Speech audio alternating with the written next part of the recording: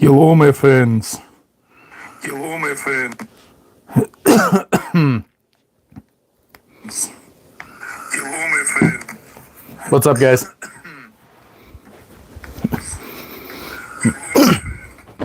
What's up, guys?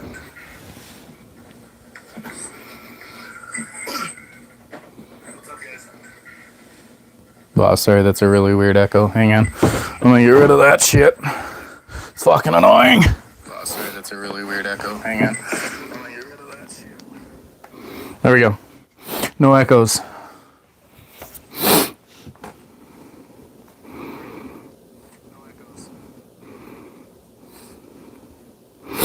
What's up, fam?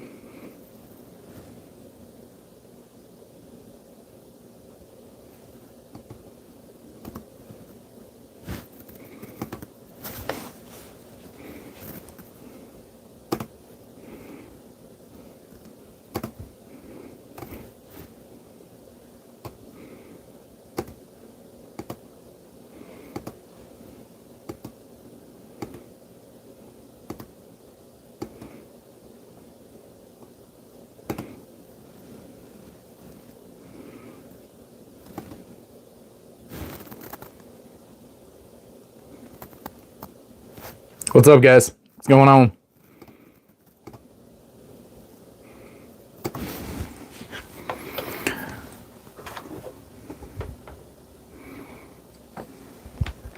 Guns. Yeah, Agent 47. Sure.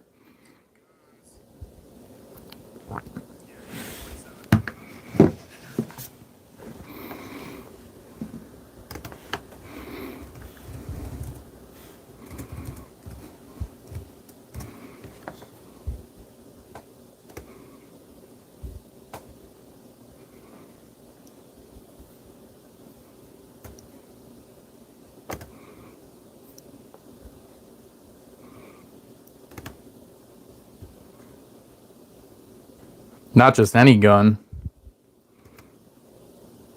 We got a mini UZI.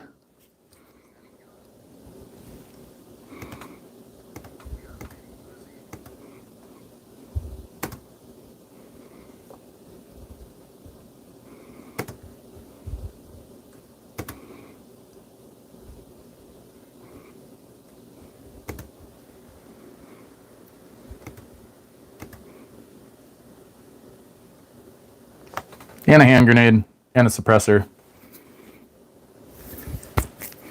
Because everybody likes suppressors. Now show us your high point. I don't have one here right now, bud. Sorry.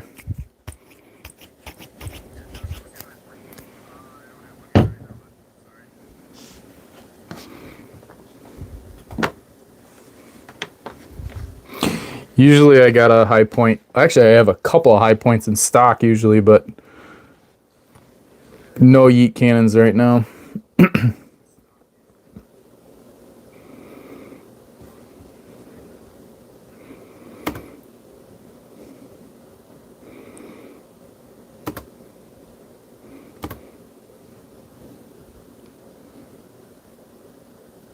Damn, no high point. What kind of gun person are you? Womp womp. I am the type of gun person that has a fully automatic mini Uzi and a hand grenade and a suppressor sitting on my table instead of a high point. How's that for your answer?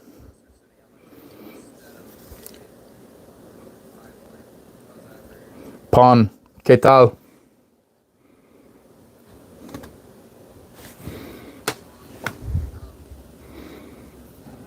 High points are trash. Yeah, they're pretty shitty. Won't lie. Pretty shitty, if I do say so myself.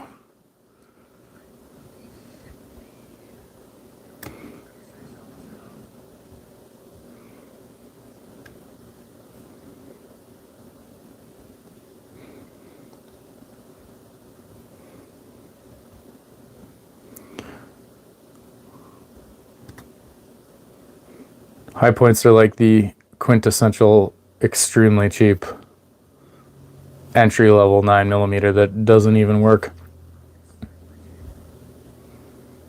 I honestly didn't know you could legally own grenades. Yes, you can. You can legally own just about anything, provided you have the correct paperwork. High points, correct. High points can't even eject spent casings smoothly.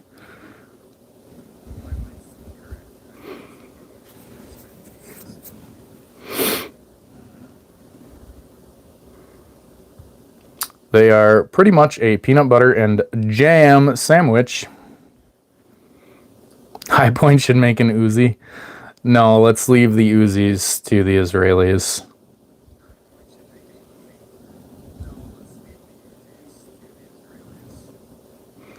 Yeah, the high point carbines they're similar to the Kel-Tec sub 2000s. They're still mediocre.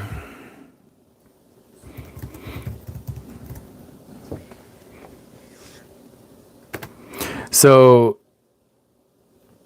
we actually were talking. You're hella jelly right now. Why are you hella jelly? High points are just Glocks from Temu.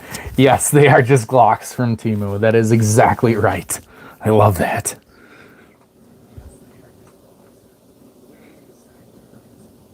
Kel-Tec or High Point, if you had to choose, the Kel-Tec's going to be way better reliability-wise. Taking the Kel-Tec all day, every day over the High Point. It's also double the price. Yeah, back to High Points real quick.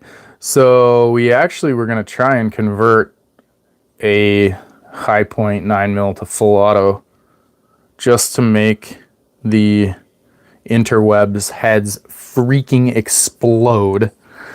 But we started dabbling into it, and it's quite a bit harder than what you would think. They actually designed them to not be full auto, unfortunately. So, be lots of modifications and machining.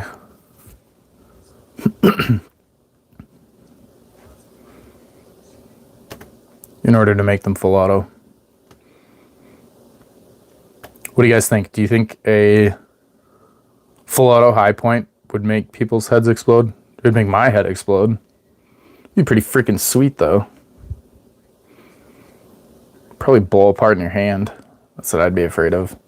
Because you're literally taking like a Briggs & Stratton, like 3.5 horse that runs at like 2,200 RPM its entire life, and then you're literally like tripling the RPM, so it's like running a 3.5 horse Briggs & Stratton at 6,000 RPM all day. It just beats the living fuck out of the gun, and it's not made to do that.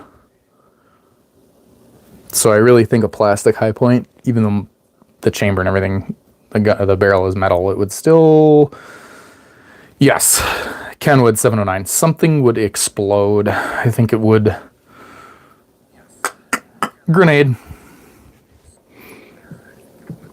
Yes, Kel-Tec does make fun guns. They're pretty fun to suppress, too, if you throw a can on them. You know you want that yeet cannon model? Yeah.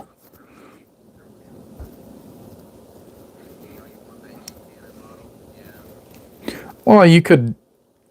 Clarence, you could mill the slide for a red dot of a High Point. It's been done.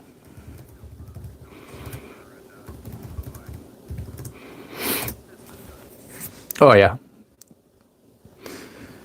It is available to do. I don't know why you'd want to. You're going to take an already very unreliable gun and just add to the reciprocating mass of the slide. Yeah, probably not a good idea. I wouldn't do it. I wouldn't waste the time. Unless, okay, let's be honest. Unless the internet memes, YouTube shorts, and YouTube videos, you could generate enough money to pay yourself for wasting that amount of time putting a red dot on a high point, then that's the only way that it would really be worth it. But otherwise, it's just turd polishing.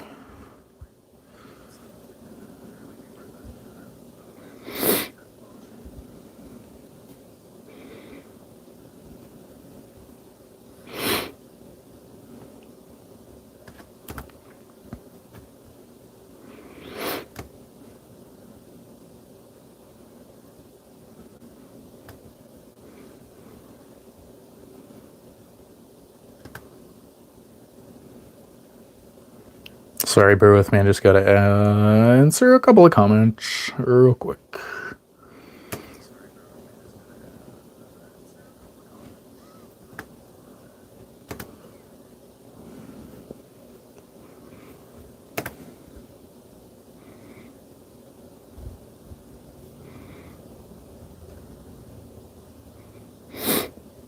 My advice to gun dudes over here, just to save for a 2011 or a Staccato.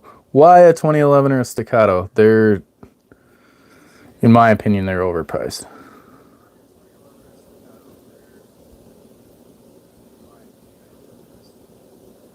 I'd probably get duct tape and just tape it on. Yeah, I mean, that would work.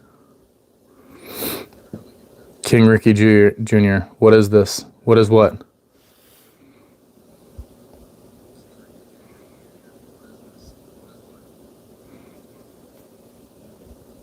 Do you have any full body tactical gear? No, not full body. TIG welded on?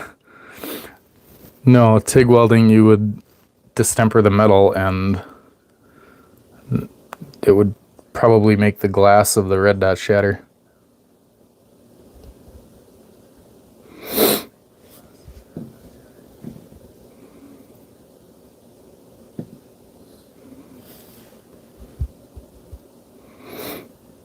JB weld? Yeah, just have JB weld it.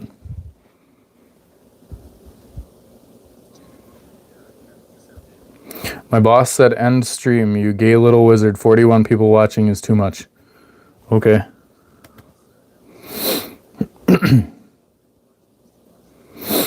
Fun fact, if you buy a high point, might as well bury it in the ground. Yeah. Yeah. I would,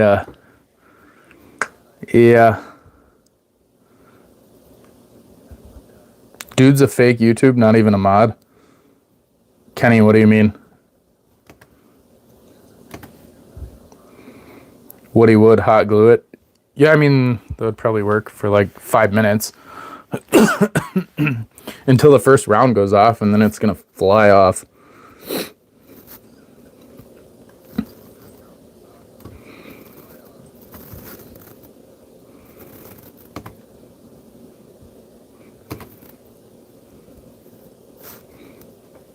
Community guidelines thing, yeah. I don't know. What do you mean by fake YouTube, not even a mod? Oh, that guy. Got it. Sorry, I'm reading things on the interwebs and reading what you guys are saying. So I'm multitasking.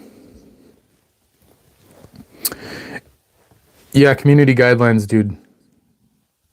Drop a line in the chat. Is it true that AKs are less reliable than people think? I think it depends on the AK. I know I have many AKs. I'd love to grab a couple of them out for you, but unfortunately I can't. Yeah, use self-tapping screws. Yeah, just hog some frickin' self-tappers into there. I mean, it's a high point, so you might as well. It probably work the best. Clarence, back to AKs.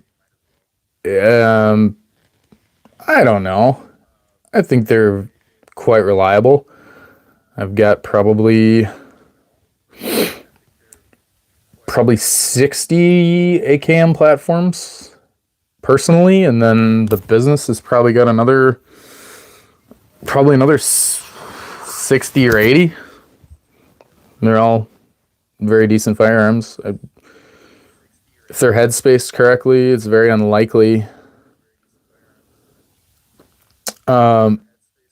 Actually, Russian AKs are good, but Israeli AKs are meh. I would disagree with you there. We've got a Galil Ace Gen 2 that we have a mega. It's in 7.62 by 39, 11.5 inch barrel.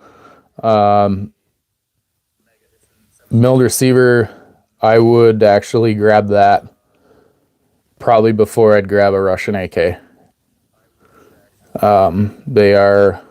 They're built like a brick shit house. You'd be surprised. Although it is an AKM platform, it really isn't. It's kind of a newer, modified version of the original AK. Woody wood, yeah, Velcro and fiberglass resin. That might rip and break off, but that might work for a little bit. You got any Durognovs? Not right now. Have in the past. They're fun. They're really expensive. Finally just got my Rex Silentium can out of jail in late August. Still haven't tried it on my AK. What caliber Rex Silentium? Refresh my memory.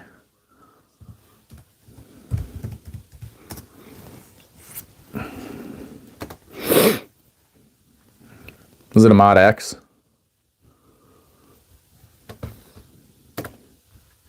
I think that's their 30 cal can, if I remember correctly.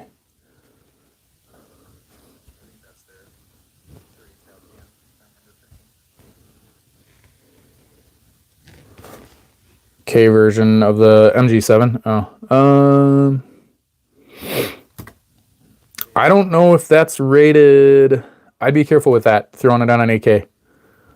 Let's see.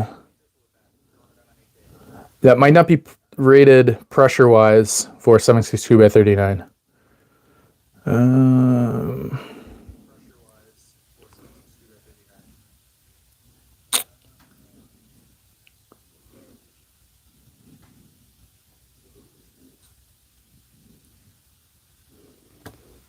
MG7.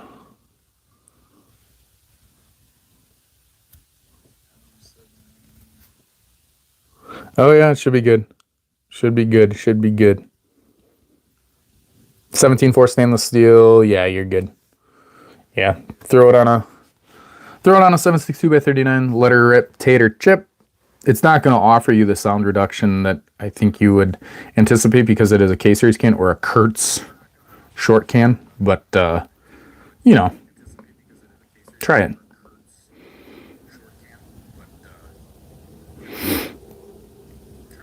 BTW, what is your everyday carry?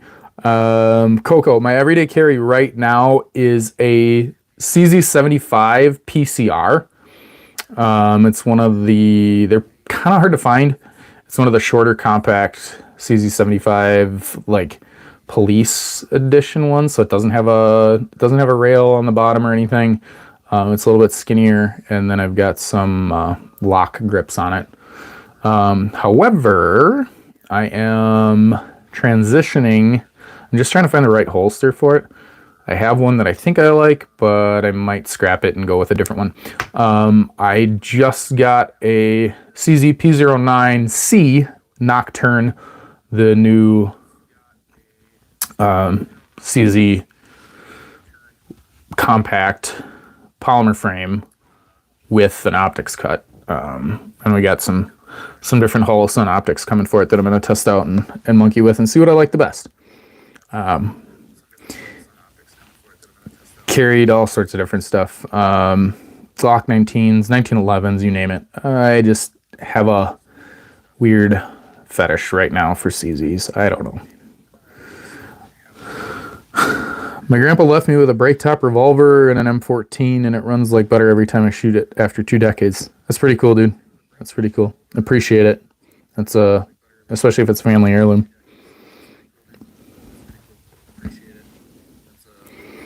Axum, Daniel Defense, SLGW or VCM.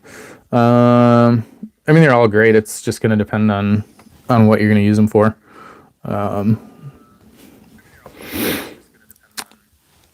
I do like my HK stuff. I like my Knight's Armament and Rock River, but any of those are high quality as long as you take care of them.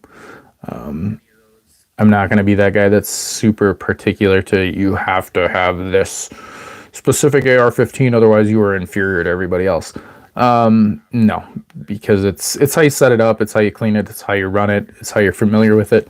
If you're comfortable with it and you can run circles around somebody else with a more expensive gun all day, then I mean that just goes to show that you're just that much better, or you're just more familiar with that firearm. So I think being familiar with it, train with it, get comfortable with it. FN 509 mid-size, your thoughts on that? Bring an EDC. Yeah, nothing wrong with the 509 compact. Personally, I think they're a little bit fat, just in my opinion, but no, 509 mid-size is compact size is a great gun. I wouldn't scoff at that as a carry gun, especially if you throw an optic on it.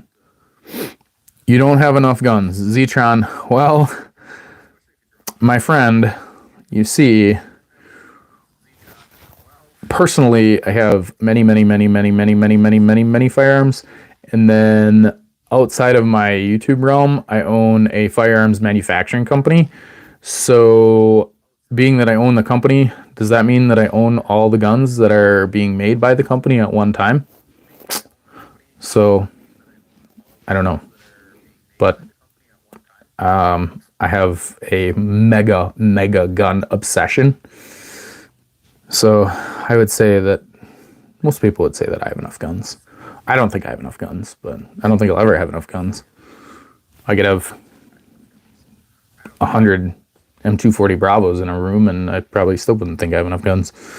FN is good. Might be a little blocky, but LAPD has switched to them, if I'm not mistaken. Yeah, I believe LAPD did.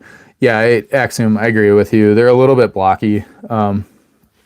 Not anything crazy. I mean, I just think they print a little bit larger, and what I mean by print is when you have your clothes over them, they kind of stick out of your clothes a little bit more than some other brands, but nothing, nothing crazy. Something tells me you like guns. No, I don't like them. I love them. What's your favorite 22 long rifle that's not under NFA? Oh boy. Kenwood, that's a good question. I'm going to go with right now a Beretta Bobcat 21A. Just because they're magazine fed, they're a non-Browning style action, so the barrel is stationary when the slide reciprocates, and they have a flip-up barrel, so you can add an extra round in the chamber without charging the slide, and they come with a threaded barrel from the factory. So the firearm is not an NFA item, but if you want to throw an NFA suppressor on it, they are a blast to shoot. Super small. They're a little bit small for my hands, but they're super quiet, tons of fun with a suppressor on them. That's going to be, right now, my favorite 22 long rifle that's not under NFA. Will a 50 cal Beowulf can be quiet on a 30 cal? Woody would. So suppressors are all about volume, okay? The larger the volume, the better it's going to mitigate sound. However, if you think about the overall bore of a 30 caliber can, okay, a 50 caliber bullet is approximately a 1/2 inch in diameter, okay? you're missing tons of area that whatever 30 cal round is going to pass through.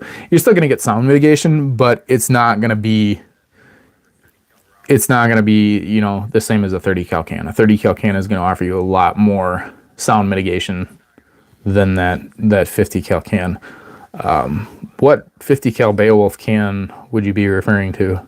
Because there's not that many 50 cal Beowulf cans on the market, and anything that's generally 50 cal ish is pretty expensive outside of like a hybrid 46, Silent Circle hybrid 46.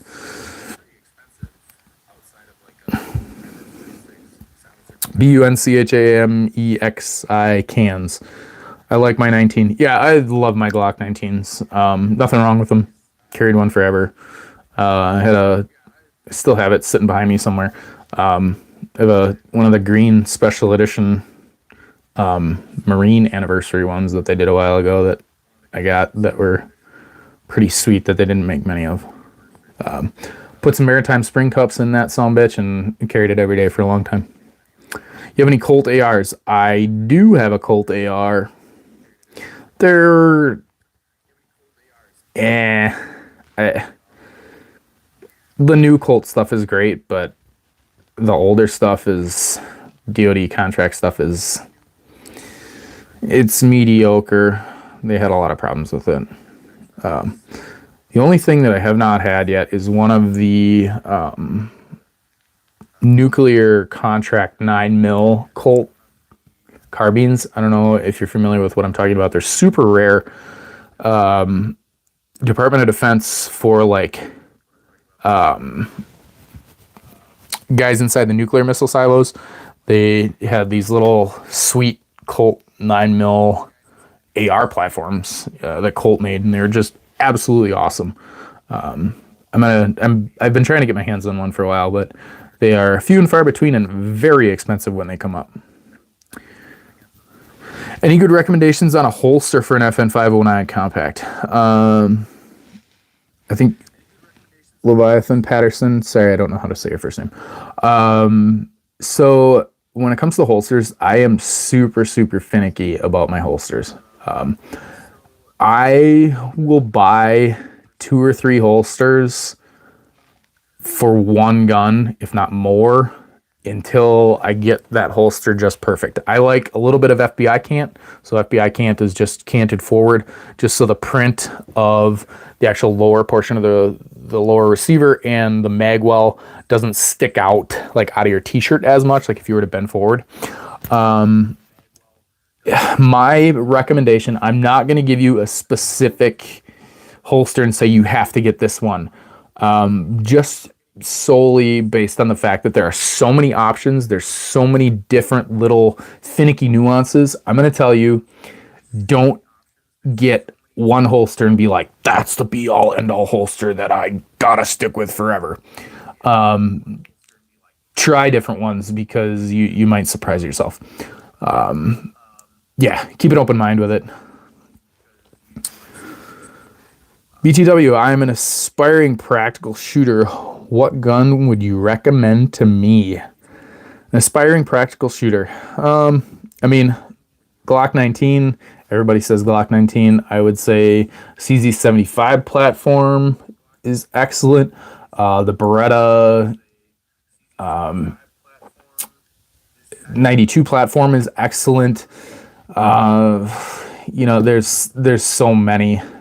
Don't say that, you know, again, kind of back to the holsters thing. Don't say, oh, I got to go with this one, you know, just because we got to go with Glock just because everybody says Glock, or we got to go with Beretta just because everybody says Beretta, or we got to go with High Point just because everybody says High Point. No, don't go with a High Point. That's the only thing I'm going to say. Don't do that. Yeah, you know, get comfortable with whatever you're going to get. If it's a Glock 19, good for you. Get a Glock 19, use it, abuse it, get comfortable with it. They're great guns. Hidden Thoughts, where the switch at? Behind me, but I can't pull it out because I got a strike already for doing that on YouTube. because they are stupid and think that a tiny little piece of metal is a firearm, which it's not. So LCP versus Bodyguard 2.0. Wifey can't decide. Oh man, dude. The Bodyguard 2.0. Bodyguard 2.0, dude. All day. Yeah. They made some significant improvements with it. They kind of took a couple of ideas from the Sig P365 and P365 XL platform, but Bodyguard 2.0 for your wife. Yeah, LCPs are great, especially for a female hand stature, but the 2.0 is going to be superior in this instance, just in my personal opinion. Ruben, what's up, dude? Hey, back again, bro. Good to see another stream. Thanks, man. Glad to have you back. I appreciate it. Appreciate you coming in and chit-chatting. What do you think about the Walther Mod 9? Joe, okay, Walther Mod 9s are awesome. Love them. I think the grip angle, in my personal opinion, I think the grip angle is a little bit funky. They kind of have like that, it's almost like a weird curvature of like a negative 1911 angle. I don't know. That's kind of a hard description to wrap your mind around. So instead of like, you know, the crazy Glock angle, you know, you have like 1911 angle. It's kind of like an acute angle. I don't know. They're just, for me, Walther Mod 9s fit weird in my hand. Nothing wrong with them. I love Walthers. Got a couple sitting behind me. Best carry weapon, first time carry. Any ideas? Jaden. So welcome to the chat, my man. Best carry weapon, first time carry. Any ideas?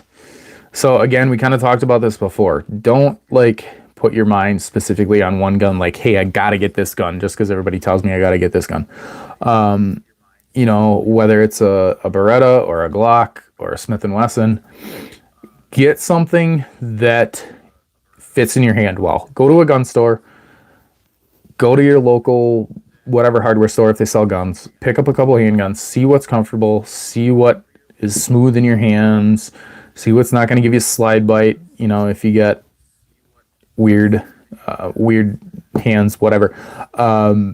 Just do what's going to be comfortable for you. Don't, you know, necessarily say, oh, everybody told me I got to go get a Glock, so I got to get a Glock. Just keep an open mind, go and try stuff.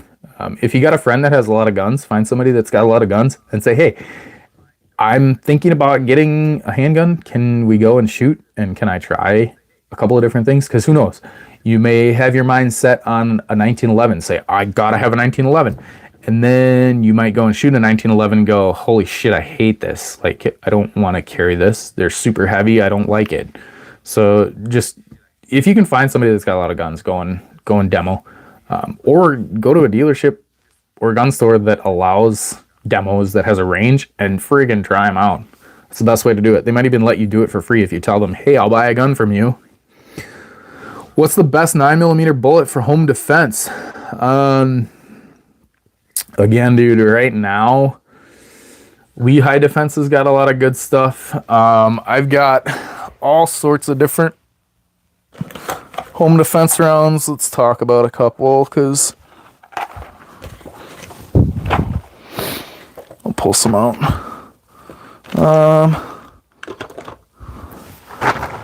Home defense rounds. Let me tip the suppressor over so it doesn't fall down. I've always been a fan of HSTs. Federal HSTs. They're always super hot, and they expand very consistently.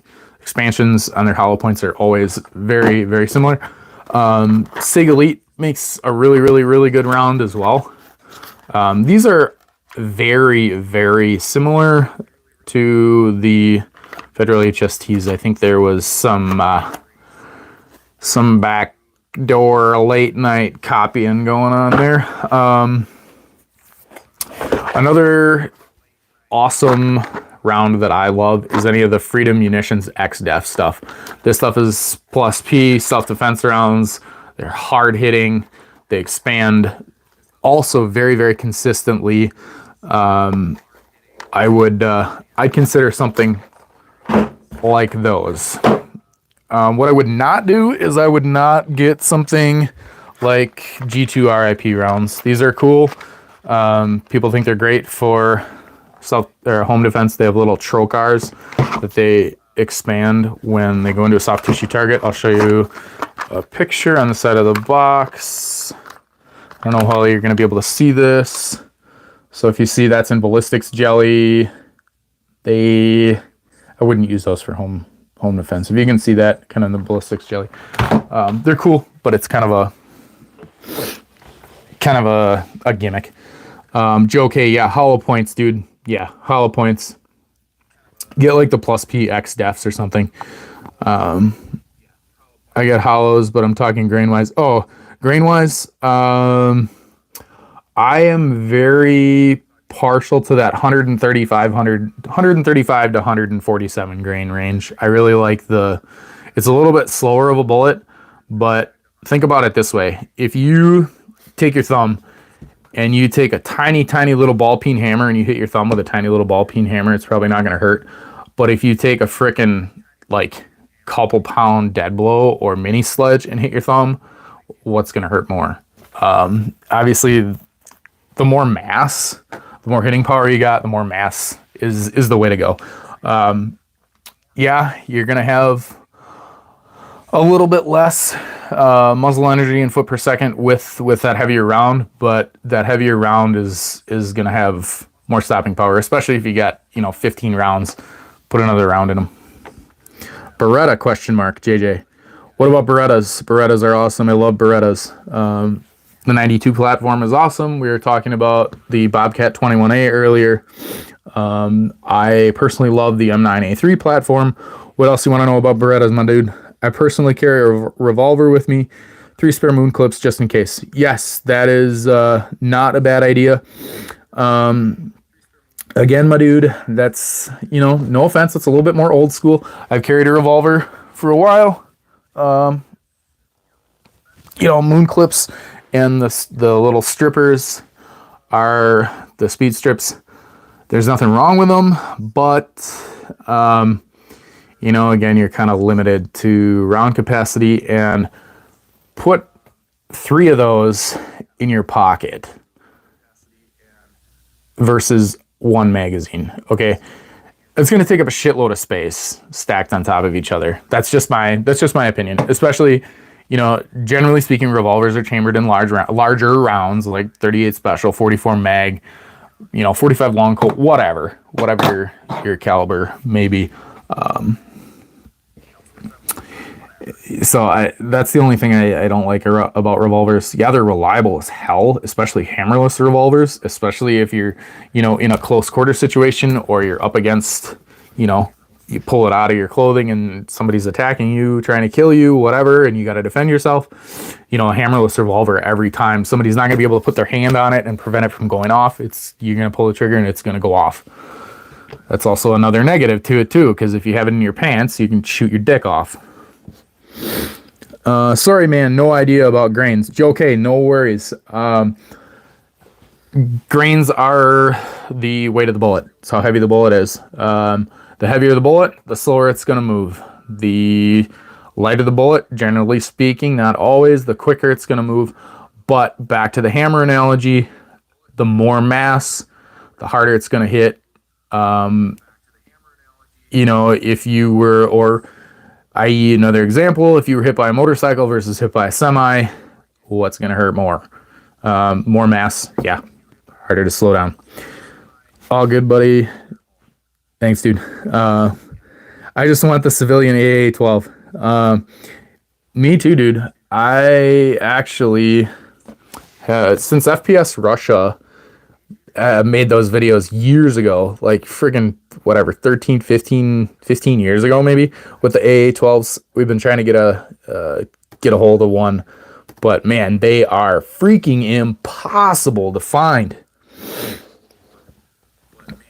Mr. Patterson, Glock 19X. Yeah, nothing wrong with the Glock 19X. They're reliable as all get out. Just throw some maritime spring cups in them. What do you think of the Shadow Systems MR920? Naomi, the MR920s are awesome. They're just upgraded Glock 19s. Great guns. Nothing wrong with them. They were a little bit overpriced initially, but they've significantly come down in price. Nothing wrong with them. Do you have a CZ Shadow 2? Yes, Clarence, I do. If you check out some of our YouTube shorts, I've got a YouTube short of a blue CZ Shadow 2 blasting away. I think I got a couple of slow-mo shots of it too. Just got a G23. Should I get a 9mm conversion barrel because of ammo availability? No, if I were you, I'd buy another gun. Do it. Just keep that the way it is. Leave it. Don't interchange stuff unless you are like only able because of laws or some shit. I don't know. If you're only able to have one gun, then stick with the G23 and get the 9mm conversion. But otherwise, get two guns, dude. That Uzi looks nice. Thanks, man. We worked really freaking hard on this Uzi to get it done. And there's a couple people that you know who you are. Thank you so much for helping us out. Got another Uzi behind us. This Uzi, if you can see it, I'll have to duck my head just to get out of the way. MP5K and Uzi right next to each other. We're going to do a comparison video coming up of the full-size Uzi. This one's got a bayonet on it too, which is pretty awesome. So if you're clearing a room and you come around a corner and you can't shoot somebody, you can friggin' stab them. But yeah, we're going to do a comparison video with this Uzi and this Uzi. So stay tuned, guys, because it'll be freaking awesome. They're both full auto, so they rip like a mofo. What's your favorite going back there? Johnny, oh man, dude. I don't know. That's a really hard question. I have so many. It's hard to answer. MG42 or FG42. Fallschirmjägergewehr. I love those. They're so cool. Don't know why. Do you have a PTR? Yes, many PTRs. I think we have at the shop probably every PTR except I can't remember which PTR is chambered in 7.62x39, but I don't have any of those right now. Johnny, what is your favorite gun? Yeah, like I said before, man, I love all guns. That's a super hard question. I think it varies from day to day, week to week, month to month, year to year. But like those very difficult obtainable guns, it's going to be the MG42 and FG or Fallschirmjägergewehr, FG42. T13 semi-auto shotty. No, I don't have one. I had a fellow SOT who had one for a while.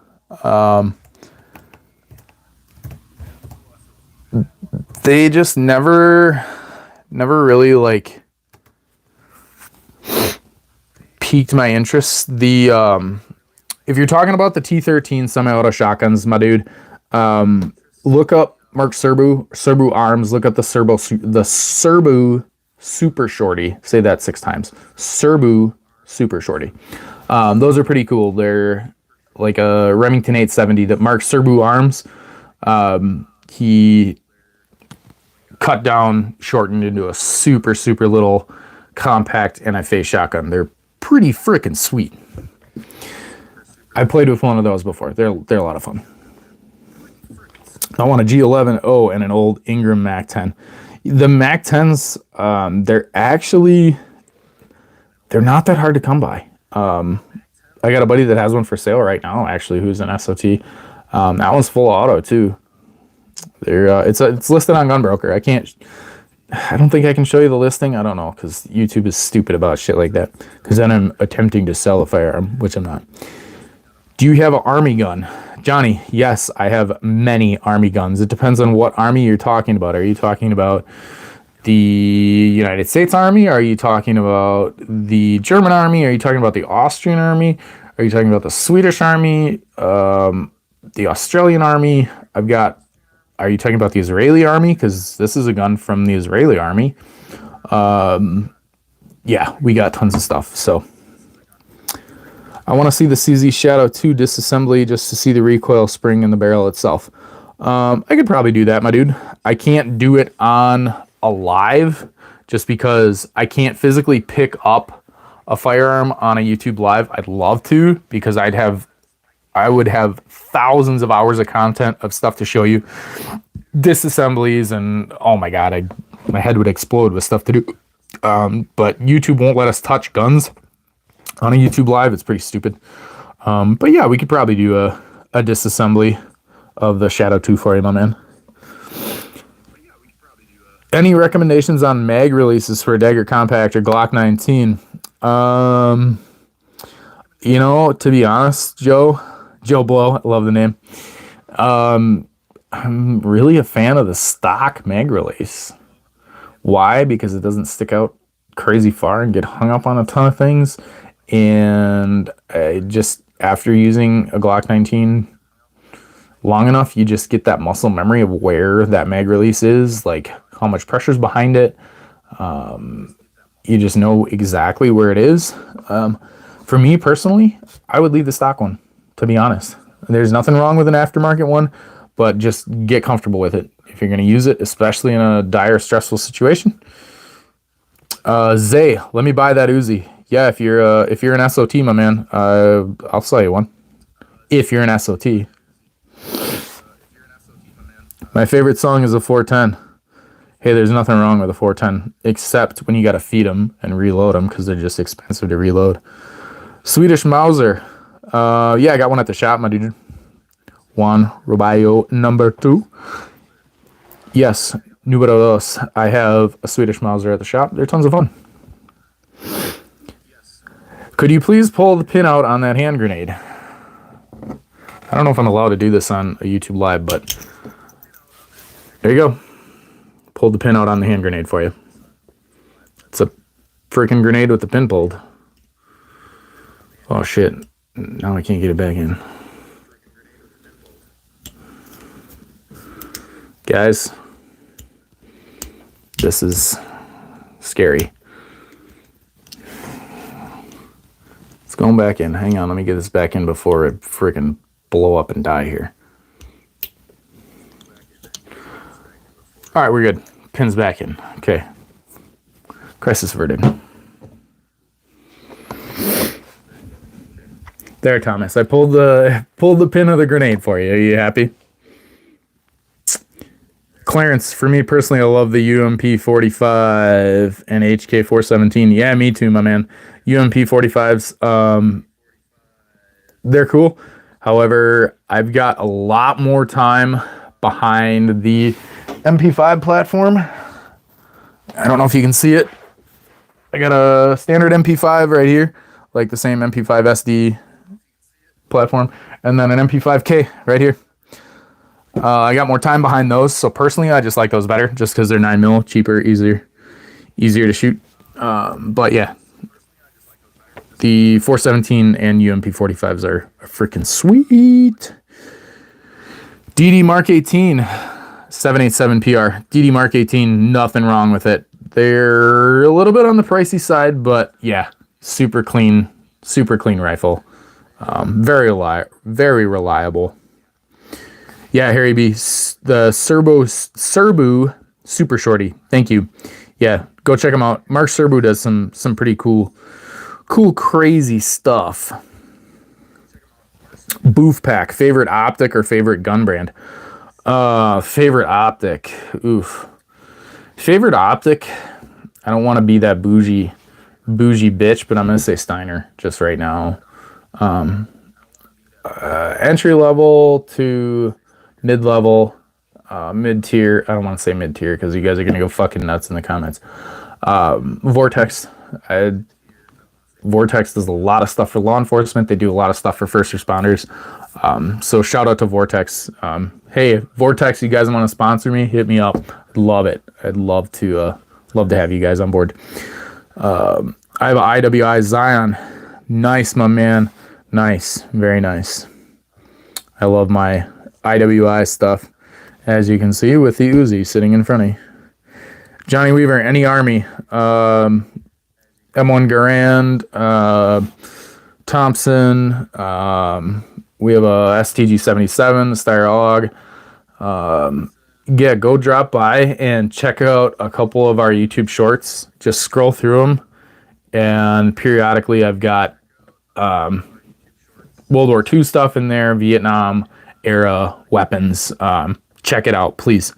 Draco, Chan Preet Mangat. Yes, we have a Draco. It's even gold. It's freaking gold. Yeah, go check it out. It's full auto too, dude. Check it out in our shorts. It's a freaking flamethrower. I want to buy a CZ Shadow 2 so bad. I don't even care how long the background check takes. Yeah, dude, they're very nice. I will say I'm kind of becoming partial to the Shadow Compact though. I don't know why. I just like a little bit less weight. It's right on the borderline of being a carry gun. It's a little bit heavy. It's like that 1911 territory of weight for a carry gun. But you know, I think I could carry a Shadow Compact just because they're freaking awesome. Tyler Gabriel, what is an SOT? An SOT is a special occupational taxpayer license.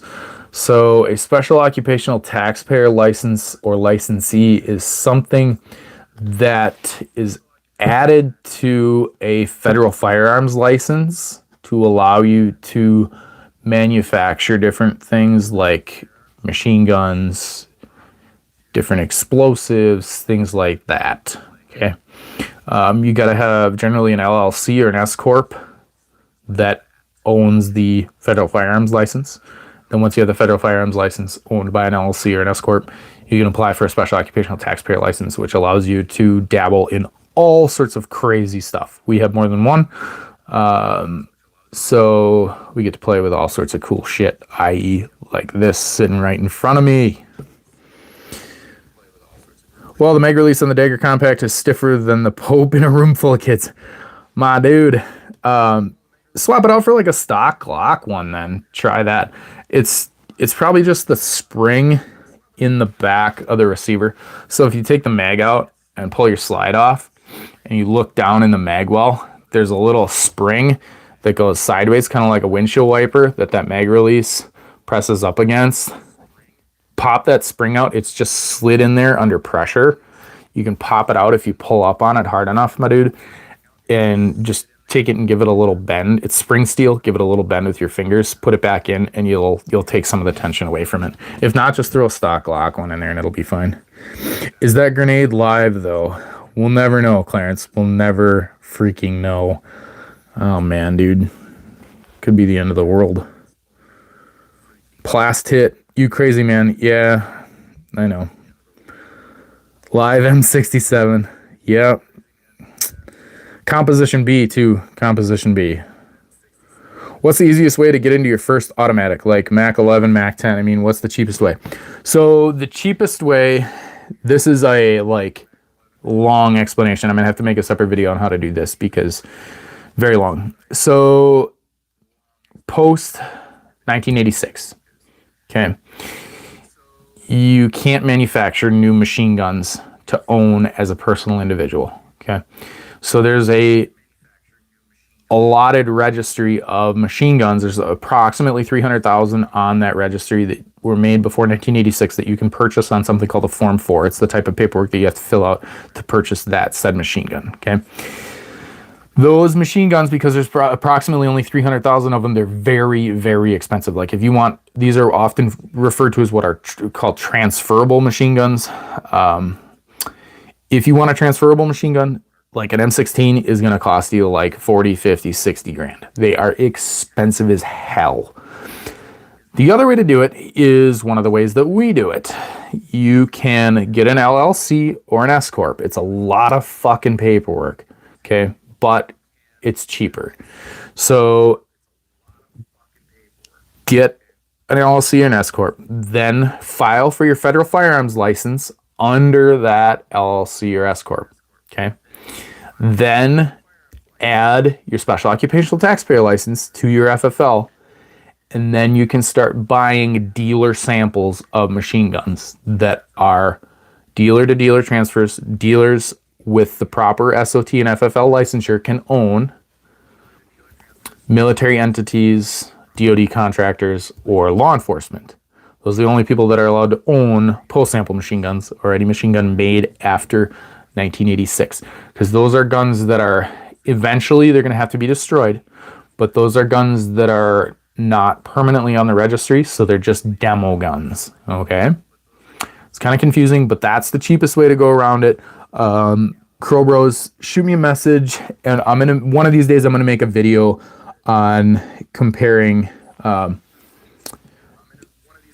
pre-ban and post-sample machine guns and just how things go, how paperwork goes, what's cheaper, what's more expensive, what's beneficial in the long run. There's a lot to it. There's hours worth of stuff that we could talk about. Aaron Faust, Class 3 license, very expensive, especially for civilians without a range. Not necessarily. Not necessarily. Yes, Class 3 weaponry, generally speaking, it's expensive, but so one of our LLCs, we have a Class 2 SOT, which allows us to manufacture stuff. But it's not as expensive as you think it would be. It's not that bad. Okay. I'm going to go check into it right now. Sounds good, dude. Yo, been waiting for another stream. What watch you rocking? What's up, Mike? Thanks for checking back in. This is just my Seiko custom mod SRPD. Automatic. Love it. I run it quite often. Rolex subby clone. It's got a subby bezel on it. Thoughts on the super safeties? Boof pack. Super safeties. I'm actually gonna do a live stream on the super safeties. They are super cool. You know what? Just because you're freaking talking about it, I knew somebody would bring this up, so bear with me.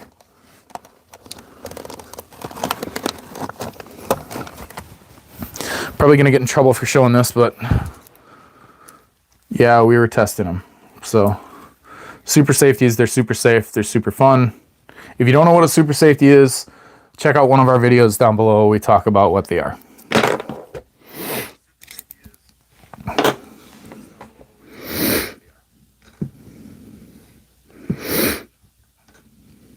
Where are you located based out of? Visor down. We are located and based out of the United States.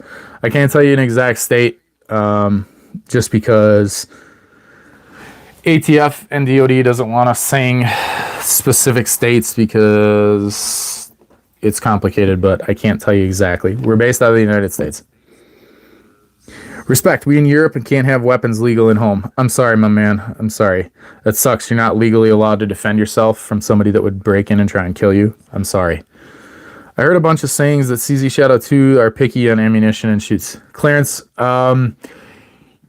yes and no. I heard that as well, but it was just a very select few little squabbles here and there about people that, like, first 10 rounds the guns weren't broken in, but I think the issues kind of resolve themselves after the guns are broken in. Generally CZ is pretty good about like their warranty stuff, so if it's anything that's catastrophic or anything that's crazy, like the gun jams every time, I would assume that they would fix it for you. I've always had very, very, very good luck with CZ. Is a super safety legal in California as opposed to Texas? Lucas, nothing is legal in California. If you're in California, I'm so sorry. Please leave and run away because your rights are severely, severely hampered in California. Nothing is legal in California, my friend. Texas is a lot more freedom loving. AG, is that an Uzi? Yes, that is an Uzi. That is an Uzi. That is a mini Uzi. That is a full-size Uzi with a bayonet on it. We're going to have a video coming up sometime soon comparing the two, so stick around. Uzi in the safe. Yes, Benjamin Powell, what about the Uzi in the safe? That is a full-size Uzi with a bayonet on it, and this is a mini Uzi. Can you talk about differences between 9mm major versus 9mm minor? Boofpack, are you talking about 9mm short, like 9x18 Makarov and 9x19 Parabellum? Or what are you talking about? Because when it comes to 9mm, there's a lot of 9mm rounds. There's 9x17, 9x18, 9x19. I assume that's what you mean when you're talking major versus minor. How do I legally own a Switch? Man. So again, if you want to go back in our stream, I'm gonna drop it and save it later, so you guys can look back and read through and look at stuff. You can ask questions in the chat when I throw it back and save it on our channel. Please do that. I love answering those questions. I love seeing what you guys have to say. I talk about the different licensures with LLCs, S Corps, having an FFL, and then a special occupational taxpayer license. If you have all of those and you have your manufacturing license, you can make yourself a post-sample machine gun, post-sample Glock switch, which we have a dose. Super cool, a lot of fun, a lot of paperwork, but in the end, it's totally worth it because we can take out our Glock with a Glock switch on it, make a whole bunch of videos on the internet, not have to worry about going to federal prison for the rest of our lives and getting a $250,000 fine, rip off a shitload of rounds, get a ton of attention on the internet. People love it. It's so much fun to shoot. And we don't have to worry about the legal repercussions because it's all legal.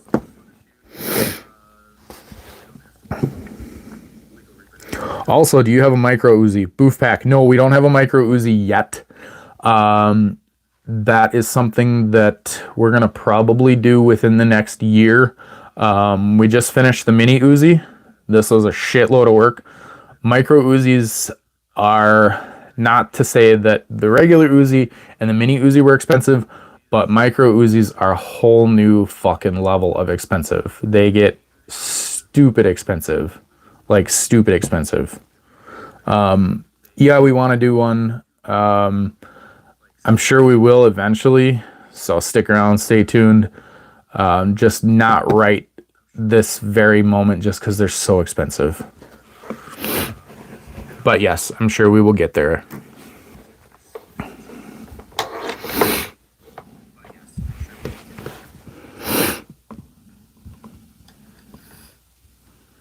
I love you guys' questions. Thank you for dropping by, dropping some likes, dropping some questions.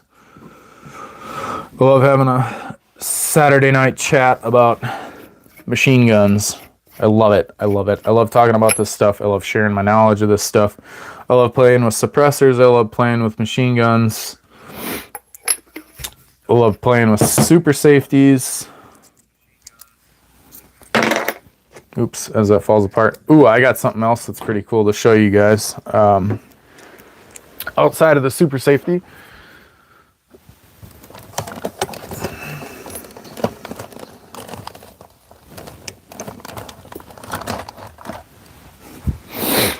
So, pardon my fat ass with my pants falling down. You guys know what this is? They got a new one that's coming out. 3-position. We're going to play with it. Got one on order. It's coming up in a video, so stick around, stay tuned. This is the Rare Breed FRT. They got a 3-position. I don't know if Rare Breed's actually making the 3-position one, but they got one that is safe, semi-auto, and then forced reset in a cassette trigger. That's a drop-in cassette trigger for any AR platform. We will get one, get it installed, and we'll make a video and show you guys. And we could probably compare it to one of our M16s and see what like cyclical rate of fire is with Similar buffer tubes and recoil springs. Just because somebody asked, I don't remember who asked. I got something secretive in my hand that I will show you. You crazy man. Is that grenade live? Blah, blah, blah, blah, blah, blah, blah, blah. Where is it? Somebody asked about the Glock switch, so YouTube's probably going to shit can our stuff for this, but I'll show you. There's one. This is engraved. It's a post-sample machine gun. It's not a Form 2.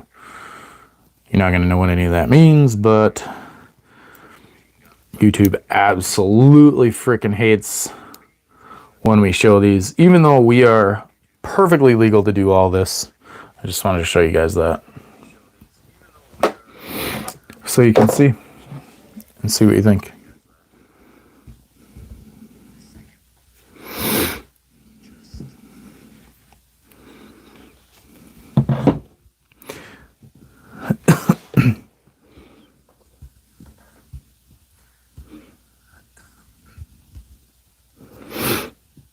What are your thoughts on 5.7 caliber? Reno, 5.7 caliber is freaking awesome. It's just expensive. I love it. It's a hard-hitting vest puncher. It's similar to 7.62 by 25 Tokarev. It's like that bottleneck round, but 5.7 is even hotter. It's awesome. Love it. Just expensive. I've seen people who shoot competition talk about 9mm major versus minor. I don't know what completely the difference is. I'm assuming what you're talking about is 9x19 and 9x18 Makarov. Hang on, let me just see if there's any other.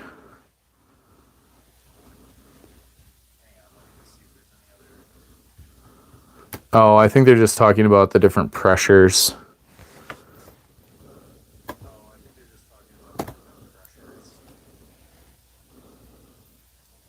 Oh, and a scoring.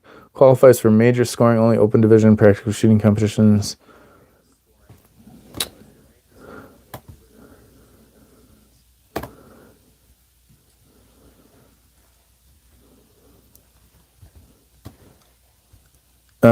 I think it's a USPSA scoring classification between raunds. It's confusing competition shooting stuff. Urza Torres, yeah, like I said before, thoughts about the FN57. FN57 is awesome. They're just big. Nothing against them. The 5.7 round is a freaking badass round. It's a hot round. That bullet is moving. It is hauling ass. I mean, they'll punch an older vest. Like, they are not anything to scoff at. Just the guns that they are fired out of are generally big. Can you show me your Glock switch, man?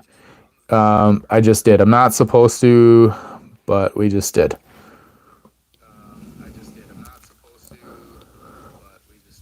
Opinion on the Ruger 5.7. Ruger 5.7 is awesome, dude. Reno. I have shot them and they're awesome. Again, back to 5.7. It's a freaking hot round. It's hauling ass. It's a fast round. It's a vest puncher, but just availability of it. I think they initially, when it came out, they were intending for it to be more readily available, and it never really picked up production to where it got to that point where it was cheaper to shoot. It's an expensive round to shoot. Man, why not?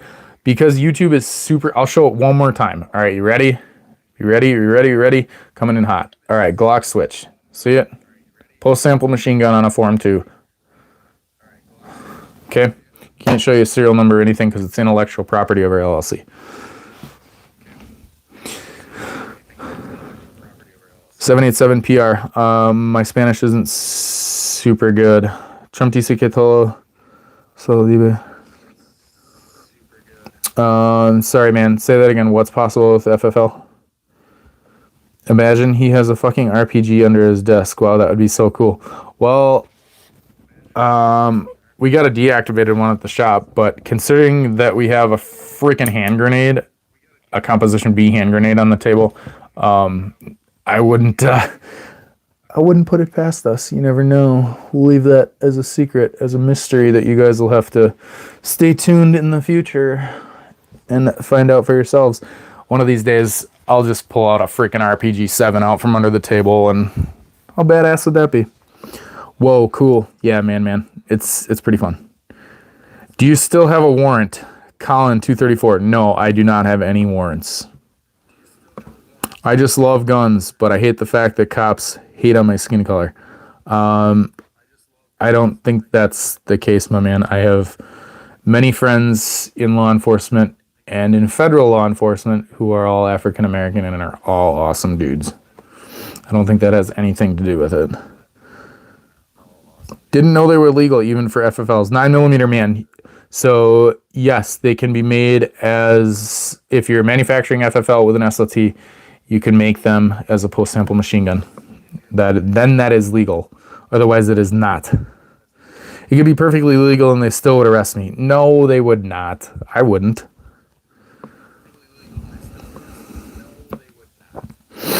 Yeah, 9mm major, minor. I don't know a ton about it just because it's minor.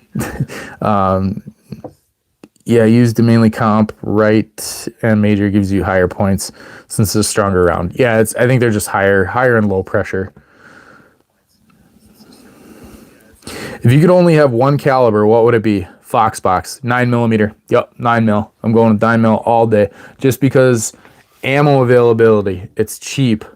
So many different types of rounds. You can have subsonics, supersonics. You can have hollow points. You can have plus P rounds that are going to freaking knock somebody on their ass and put a hole in them and kill them.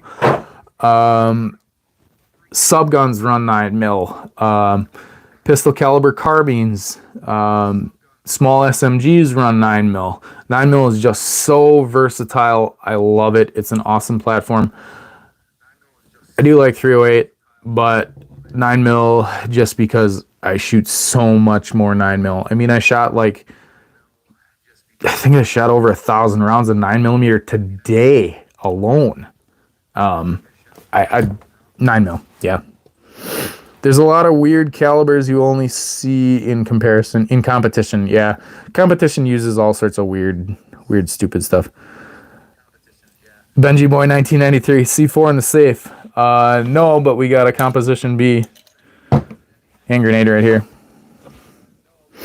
I was talking about the Glock switch earlier. What were you saying about the Glock switch? Visor down. Plus P is a hotter round, so it's a faster round. Plus P is harder on the gun, more recoil, but the round hits a lot harder. Mike Stinnett, 30 Stewart. 30 Stewart, yeah, 30 Stewart is one of those freaking weird competition rounds that nobody uses, that the ammunition's going to be like freaking ridiculously expensive. I can get it, I've heard of it before, but I'm not going to order it because it's ridiculous. Clarence, I saw an old dude walk into a gun store yesterday, and he started talking about why 1911s are better than Glock. I just skedaddled right away. That is like the oldest frickin' adage in the books now. I mean, I don't even know what to compare it to. It's pointless. Yeah, you're going to have people that are going to be obsessed with Glocks. Yeah, you're going to have people that are obsessed with 1911s. It just goes to show that they're narrow-minded and they don't know much about what they're talking about, and they're not well-versed in the firearms world because they're stuck on one platform. I love 1911s. I love Glocks. But if you're going to say that, hey, the 1911 is the, back-to-back World War champion, well, whoop-de-fucking-do. Good for you. Yeah, it's 45 ACP. Carry a 45 ACP around all day with 8 rounds. Okay.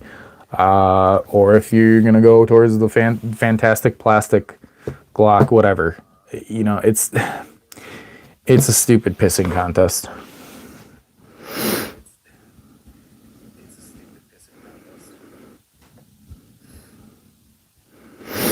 If you have FFL, every state should honor Trump says something like that.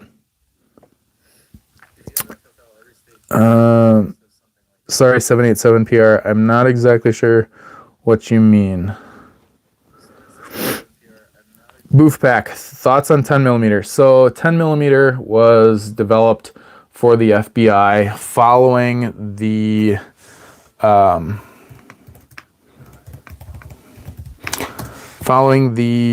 the 1986 FBI Miami shootout. 10 millimeter originated from the Miami-Dade County, Florida group of FBI agents that attempted to apprehend William Russell Matrix and Michael Lee Platt, who were suspected of committing a series of violent crimes around the Miami metropolitan area, and they were significantly outgunned. They just had little 38 special revolvers. So 10 millimeter kind of came about because the FBI kind of went to 9 mil, and they're like, well, this really isn't powerful enough, so let's go to 10 mil. 10 mil really kind of shot them in the ass because a lot of their agents couldn't handle 10 mil. The recoil impulse from 10 mil is crazy. It's hard to control. It's hard to get back on target. If you fire, you got ridiculous recoil impulse, and then you try and acquire back on target.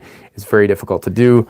So they kind of bit themselves in the ass with that, and then they went to 40 Smith & Wesson, and then now back to 9 millimeter, just because 9 millimeter, the technology with the ammunition has just exponentially increased over the past even couple of years alone.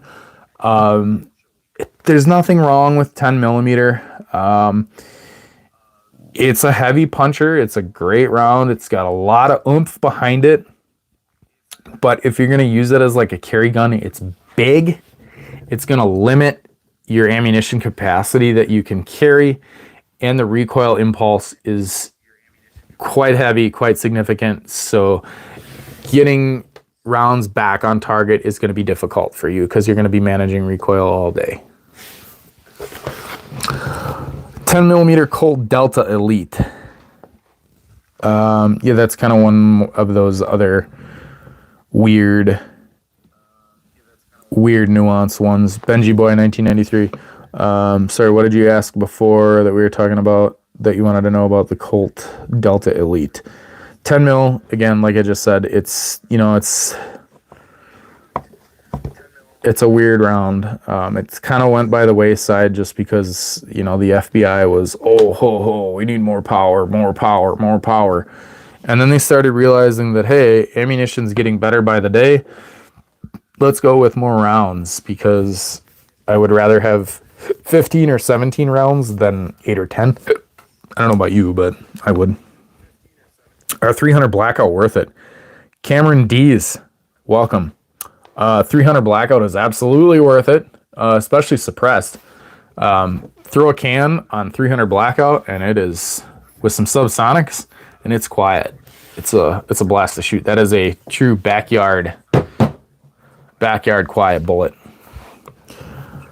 Are SIGs safe to carry? Jacob Waters, yes, SIGs are safe to carry. I carried a P365 and P365 XL for a couple of years after they first came out.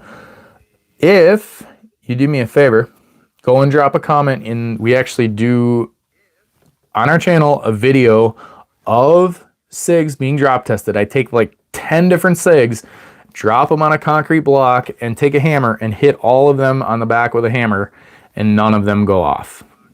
Go ahead, do me a super huge favor. Please check out that video, comment in the comments, and I will be forever grateful. If I can, I'll try and send something your way, my dude. I appreciate it. Thank you. But yes, SIGs are safe to carry. The chances of one going off is so slim. Justin, FNH. What you talking about? Heart, fire, muscle, shield, swords. I want a honey badger real bad. Yeah, Cameron, the honey badgers are sweet. They're expensive, but they're sweet. They're in 300 Blackout. They're badass. I got a 416 Rigby round. Would you like to have it? Yeah, I would love a 416 Rigby round, Clarence. That would be greatly appreciated. Yes, please. Black Friday coming up. Need a first-time gun. What do you suggest? Mr. Bo. I'm going to save this live stream, and I want you to go back and please listen through it. I talk about a whole bunch of different stuff. Anywhere from Glock 19s to Sig P320s to Sig P365 XLs to CZ75, CZ75 compacts, CZ Shadow 2s. If you're on a budget, a Taurus G2C is a great place to start. Depending on how much money you got, how much money you want to spend. There's so many options, my dude. What I would say, like I said before, don't like set your mind on a specific gun. Like, I gotta have a Glock 19 or I gotta have a 1911 just because that's what everybody's told me. Go to a dealership, grab a couple guns, pick them up, feel them, feel what's comfortable in your hands, see what you like. Don't get dead set on one until you've played with a couple. If you can, go to a local shooting range, and if they have a couple of demo guns that you can shoot, that's the best way to do it. Demo them. Say, hey, I would like to buy a firearm from you guys. Can I demo a couple of your guns? I have people come into the shop all the time and say, hey, I want to buy a gun from you. And I go, okay, would you like to shoot a couple of them? And they, yeah. Where did you get that grenade? It fell out of the sky, Craig. Magic. I'm sorry, I can't tell you where I got the grenade. I'd love to tell you. You can order them off Temu, but they won't work. They won't do anything. They might be plastic.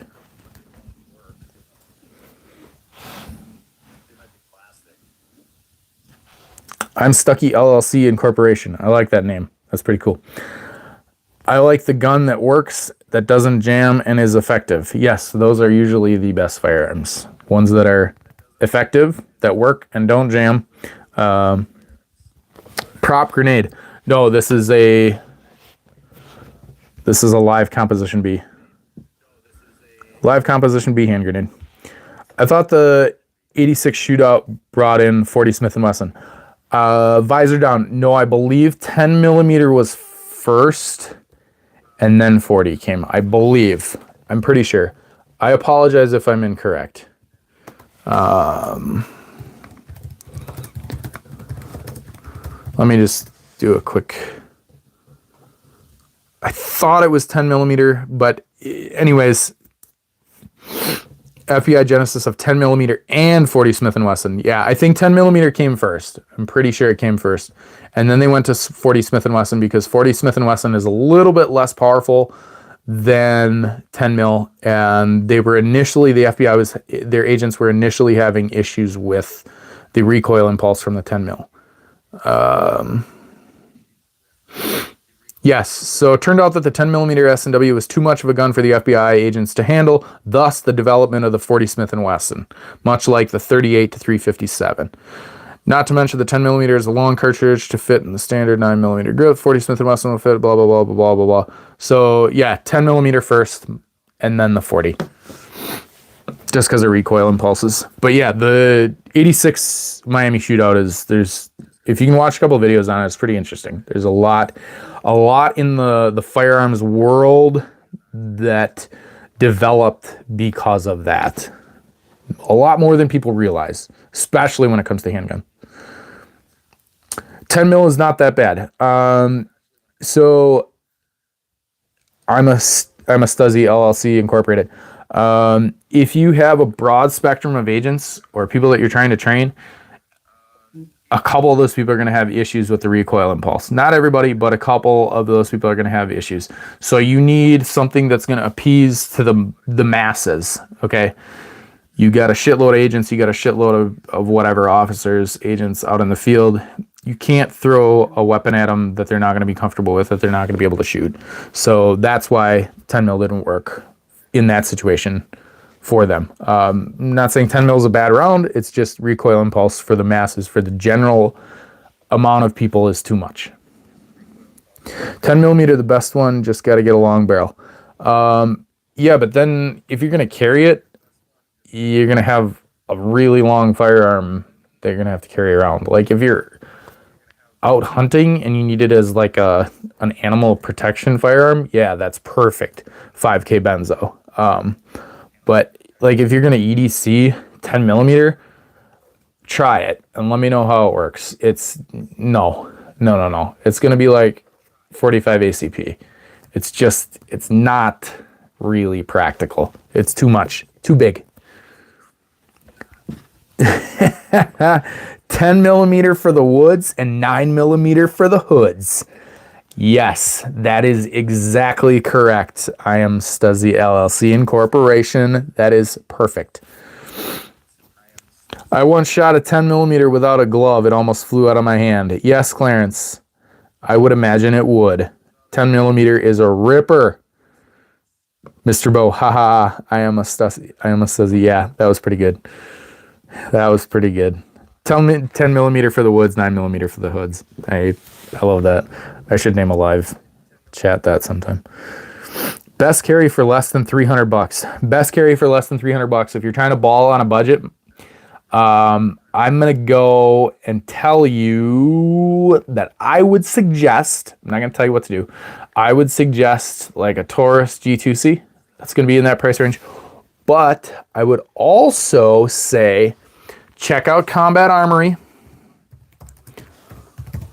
out of Michigan. Combat Armory is a company that makes Glock 19 clones. Okay, I'm not telling you to get a Glock 19 just because everybody's going to say that. But if you're trying to ball on a budget for less than $300, all right, right now, let me find them, because I've ordered them before. Combat Armory out of Michigan right now has a ready to go Glock 19 clone. So it's not an actual Glock, but I have a couple of them. Glock 19 clones, $249. Then you got $50 left for ammunition.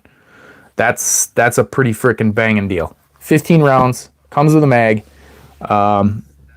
Yeah. 5K Benzo, what's your thoughts on the 357 Sig? 357 Sig is a awesome round, but it kind of fell to the wayside because it's so expensive. You limit round capacity to some extent. 9mm, you're gonna always get more rounds than 357 Sig. 357 Sig is cool, but just round capacity and expensive. It's becoming obsolete, like 9mm man said. Yeah, it's cool, but it's kind of just one of those like mid-caliber rounds that they tried to bridge a gap and it didn't really bridge the gap, just because there's so many other things. Like plus P 9mm is going to be close. It's not going to be the ballistics of 357 Sig, because 357 Sig is a hot round. But plus P 9mm, there's going to be some stuff that's going to be close. Not the same, close. Fuck YouTube censorship. Hey, I love your name. That's awesome. Thanks, man, for chiming in and chatting. What about 5.7? Yeah, we talked about 5.7 before. 5.7 is awesome. Any 5.7 platform, the gun itself is physically going to be big. If you're going to carry it, it's going to be really difficult, like a Ruger 5.7 or whatever. 5.7 is a hot round. It's moving fast. It's just expensive to feed. It's a vest puncher. Older vest, it'll punch. No problem. High velocity round, bottlenecked. So any bottleneck, like 7.62 by 25 Tokarev, those are all booking.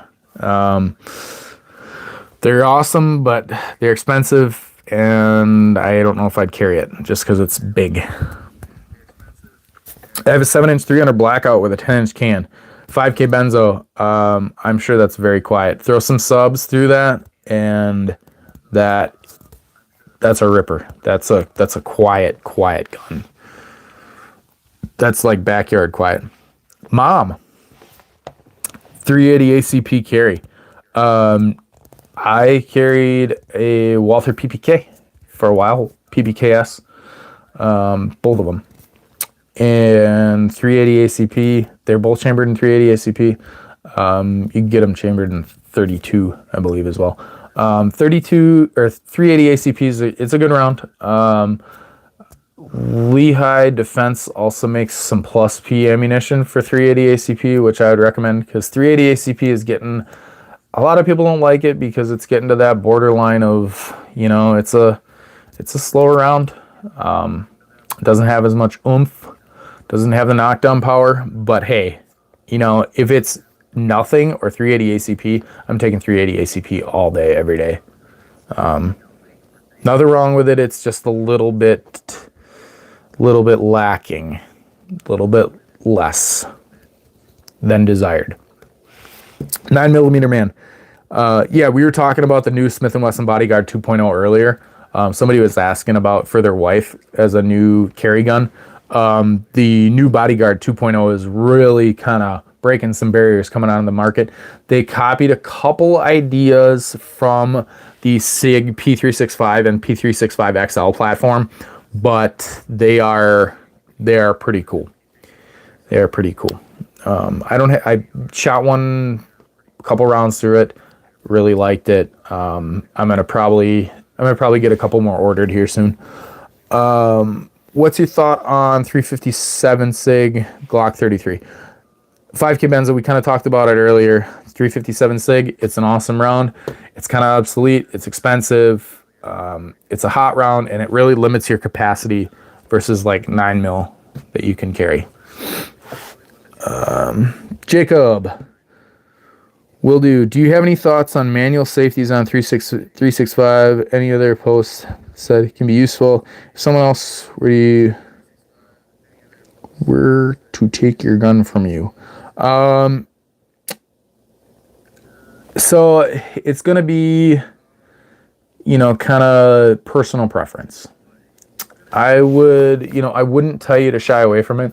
I would say if you're going to get a 365 with a safety, nothing wrong with it. Just get comfortable, get proficient with it. God, I would hope that would never happen, that somebody would try and take it away from you. If that's what you're talking about. I just get proficient with it, my man. Just go out, put some rounds down range, carefully practice taking it out of your holster, do some draw drills with the weapon empty, put a chamber plug in it, take the mag out, make sure there's no rounds in it so you don't shoot yourself or anybody else around you, and just do some draw drills, you know, get comfortable with it. I got a 23C Gen 3 and it's similar to 10mm. I like it, but not very accurate. Yeah, nothing wrong with the 23C Gen 3.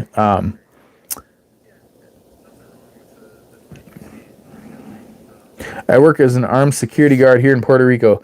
Is there a license that I can get out here that allows me to port my weapons to states for work? Fuck YouTube censorship, man. I am not super familiar with Puerto Rican law.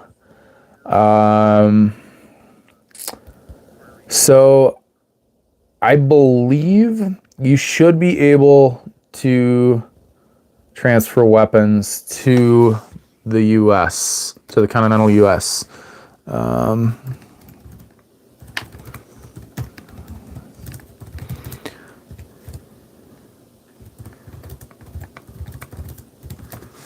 If not, I think they can be shipped from FFL to FFL.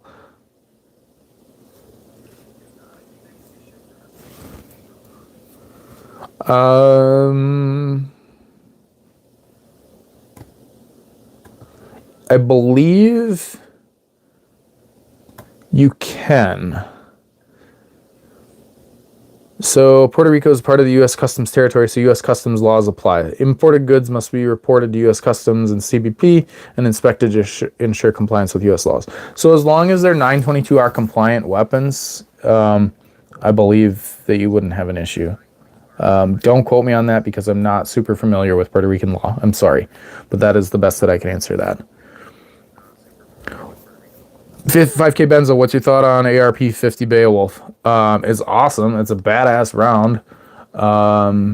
They're just really expensive, and you're limited again to how many rounds you can put in a mag, because they're fat, big old fat rounds. They're cool. Yeah, they are some real cojones when it comes to knockdown, but yeah. They're expensive. They're fun. Nothing wrong with 50 Beowulf. LLC Incorporation. I'm a Stussy. Casul? You're talking about Casul? Yeah, Casul's, yeah, nothing wrong with it.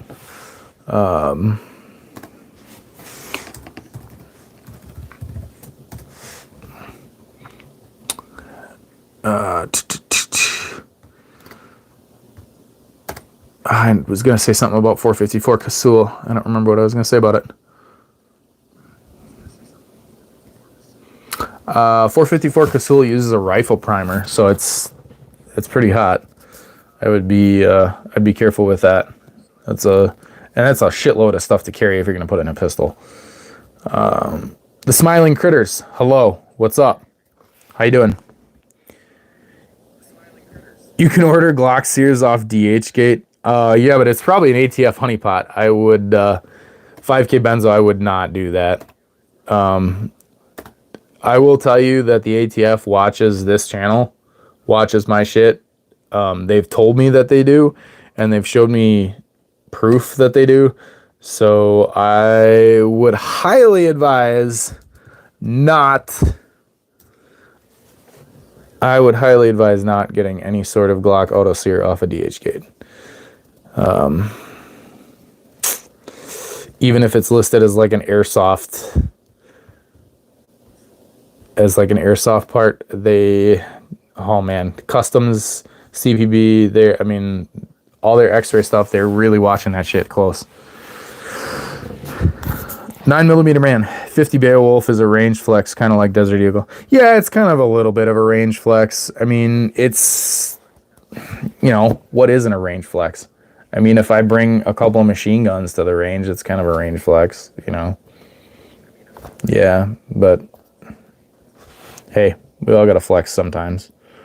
Yeah, I'm trying to build one. Build one. They're awesome. Just don't break the law. Mom, American citizen in American territory should be able to transport firearms normally without restrictions in the luggage hold, of course. Yes, I agree 100%. And I believe from Puerto Rico, yes, I'm pretty sure that you can. I haven't done any transactions with anybody in Puerto Rico yet, but I'm pretty sure that you can. I can check in on that, and I can make a video and let you guys know. I got a Ghost Gunner printer. I can print fully M4 lowers. Yeah, nothing wrong with that, my dude. Nothing wrong with that, as long as they're for personal use. Pull the pin. Gavin D, I did before. I'll pull the pin. You ready? Okay, pulling the pin. I'm going to keep the spoon on, but I'll pull the pin for you now to get this thing back in. So just so you can see, the pin is pulled on a hand grenade. All for you, Gavin D. All for you.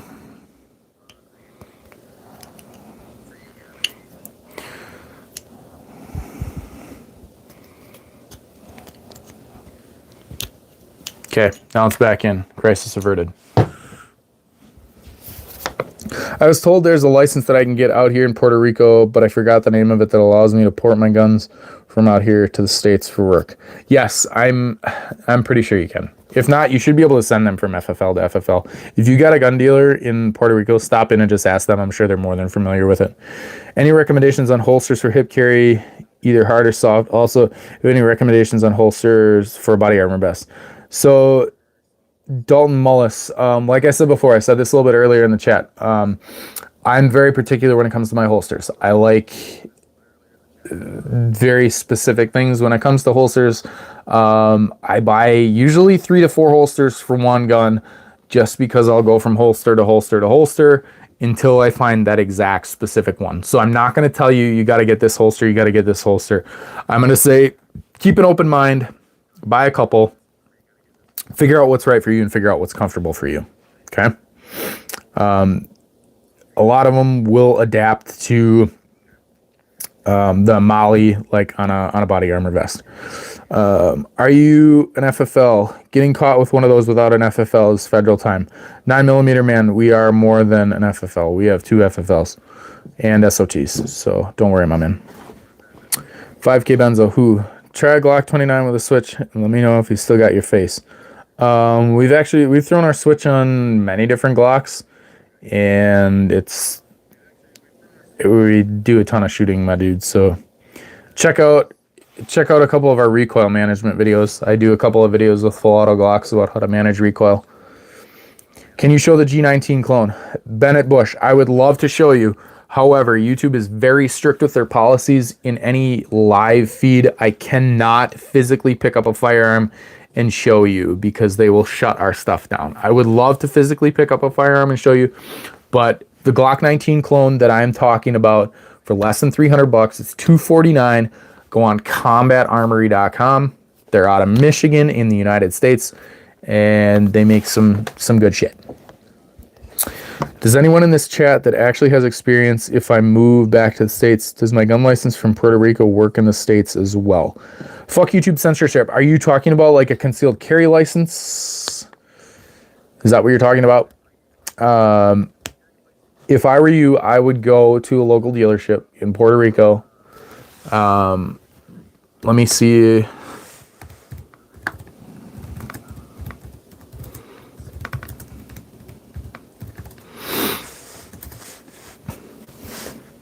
Yes, there are numerous gun shops in Puerto Rico. Many. Lipsies.com even has like a huge list. There is tons.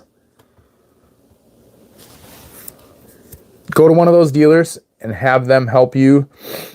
But yes, it looks like you can transfer a firearm to the United States, my dude. Tokarev ammo got Glock 26 clones. Tarkov, do you mean 5K Benzo? Do you mean Tokarev instead of Tarkov? Tokarev is generally 7.62 by 25 millimeter. If you're from Puerto Rico and you have a license there, you definitely can come to the USA. Good in 37 states, I think. Yeah, you should be good, dude. Maybe only a few states. May say just when open carry, 18-year-old can purchase handgun. Bennett Bush, I don't know. I'm pretty sure that's federal that you got to be 21 to purchase a handgun. And also you can hang a gun in the back window. Yeah, most states you can put a rifle in a window of a vehicle. One of my coworkers that's a gun enthusiast was telling me of a special license that I can get out here that allows me to port my guns to some of the states that allow it, but I forgot the name of it. It's probably just talking about a concealed carry weapons permit, so you can conceal that weapon in certain states, but it's going to vary state to state.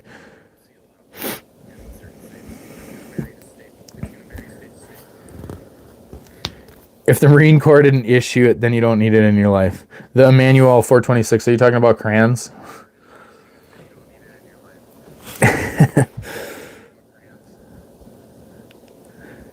Yeah, and what 9mm man said, YouTube censorship, it's a very particular topic. You would probably need to do some Googling.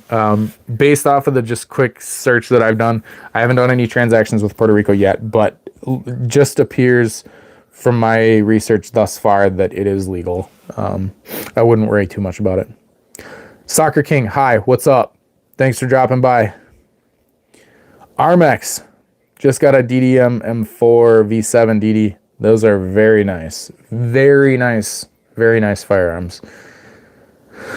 Keep it nice, my dude. Coke Man, we just pulled the pin. I just did. Ace Wolf Peach, thanks. I appreciate that. Nice Uzi. Yes, this is the mini Uzi, and then we got a full-size Uzi up here. We're gonna do a comparison in another video coming up. Please don't pull that pin again, dog. You got balls. Thanks, man. Also, to clarify my last question, yes, if someone else got your gun from you in a struggle, anyone can pick up a Glock and squeeze it, but if you'd have to be good with the gun to hit the safety, especially if it was yours. Sorry. Yeah, it's going to depend on how comfortable you are with the firearm, how well-versed you are with that firearm platform. You know, if you're super well-versed with firearm platforms, you know, generally speaking, if somebody hands me a handgun, I can manipulate the safety, turn it off, and fire it fairly quickly. But it's all going to depend on the person. If you're in a self-defense situation, you know, God forbid that would happen. Let's hope that doesn't happen.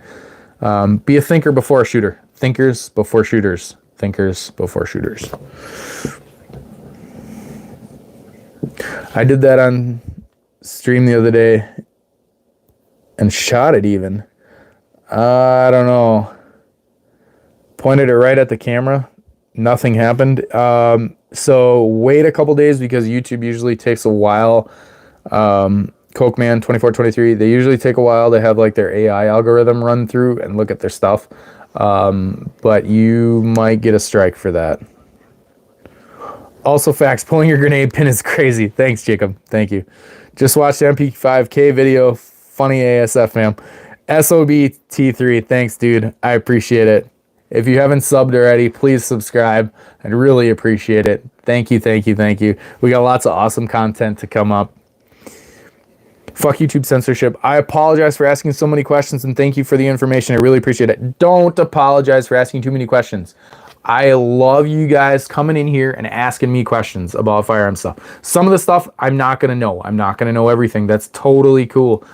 That's why we're in this together. We'll figure it out. Please, when I do another live feed or if I have a video, please, and you figure out about Puerto Rican law and transferring firearms to the United States, please let me know. I want to hear it. I want to hear it. I love your questions, your comments, guys. Yup. Saint Elmo, don't test it to be safe, but still. It's up to like 30K views on Focus Trip's channel. Cokeman 2423. I'd be careful though, dude. I'd be really careful because YouTube, they get so freaking pissy. I've gotten a couple strikes already that I've had to let expire. They are really, really sassy about that stuff.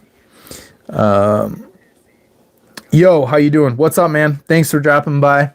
If you haven't already, please subscribe. I would greatly, greatly appreciate it. I got a shitload of awesome content coming.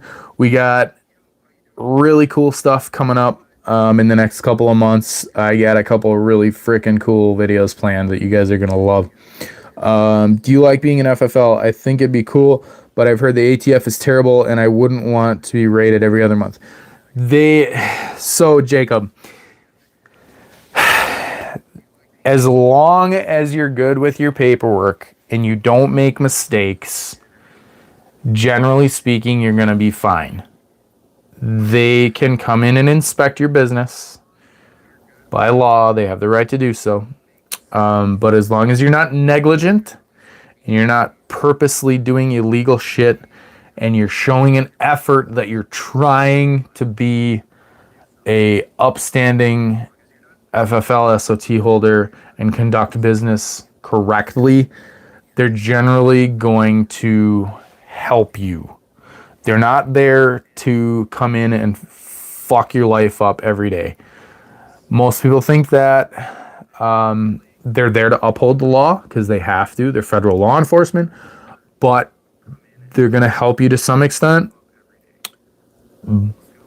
But it's not as bad as you think. Yes, there is some restrictions. It's kind of like, you know, when you were a kid, your mom gave you a little bit of leeway and then slapped you on the wrist and said, you know, you got to stay within the rules. It's kind of that way. They want to make sure that you're staying within the lines, you're doing things correctly. And if you prove to them that, hey, you're doing things correctly and you gain that rapport and that trust, you know, they're not going to come in and say, well, we're here to take you to jail and take all your shit away.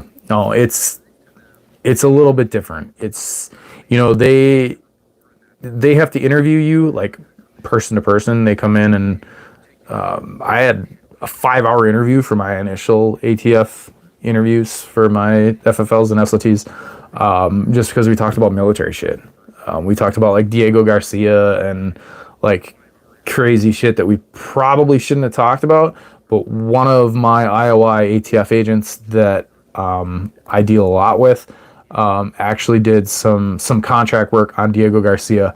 And if you were a fly on the room in that wall, your head probably would have freaking exploded just because of the crazy shit that we were talking about. However, I digress. So,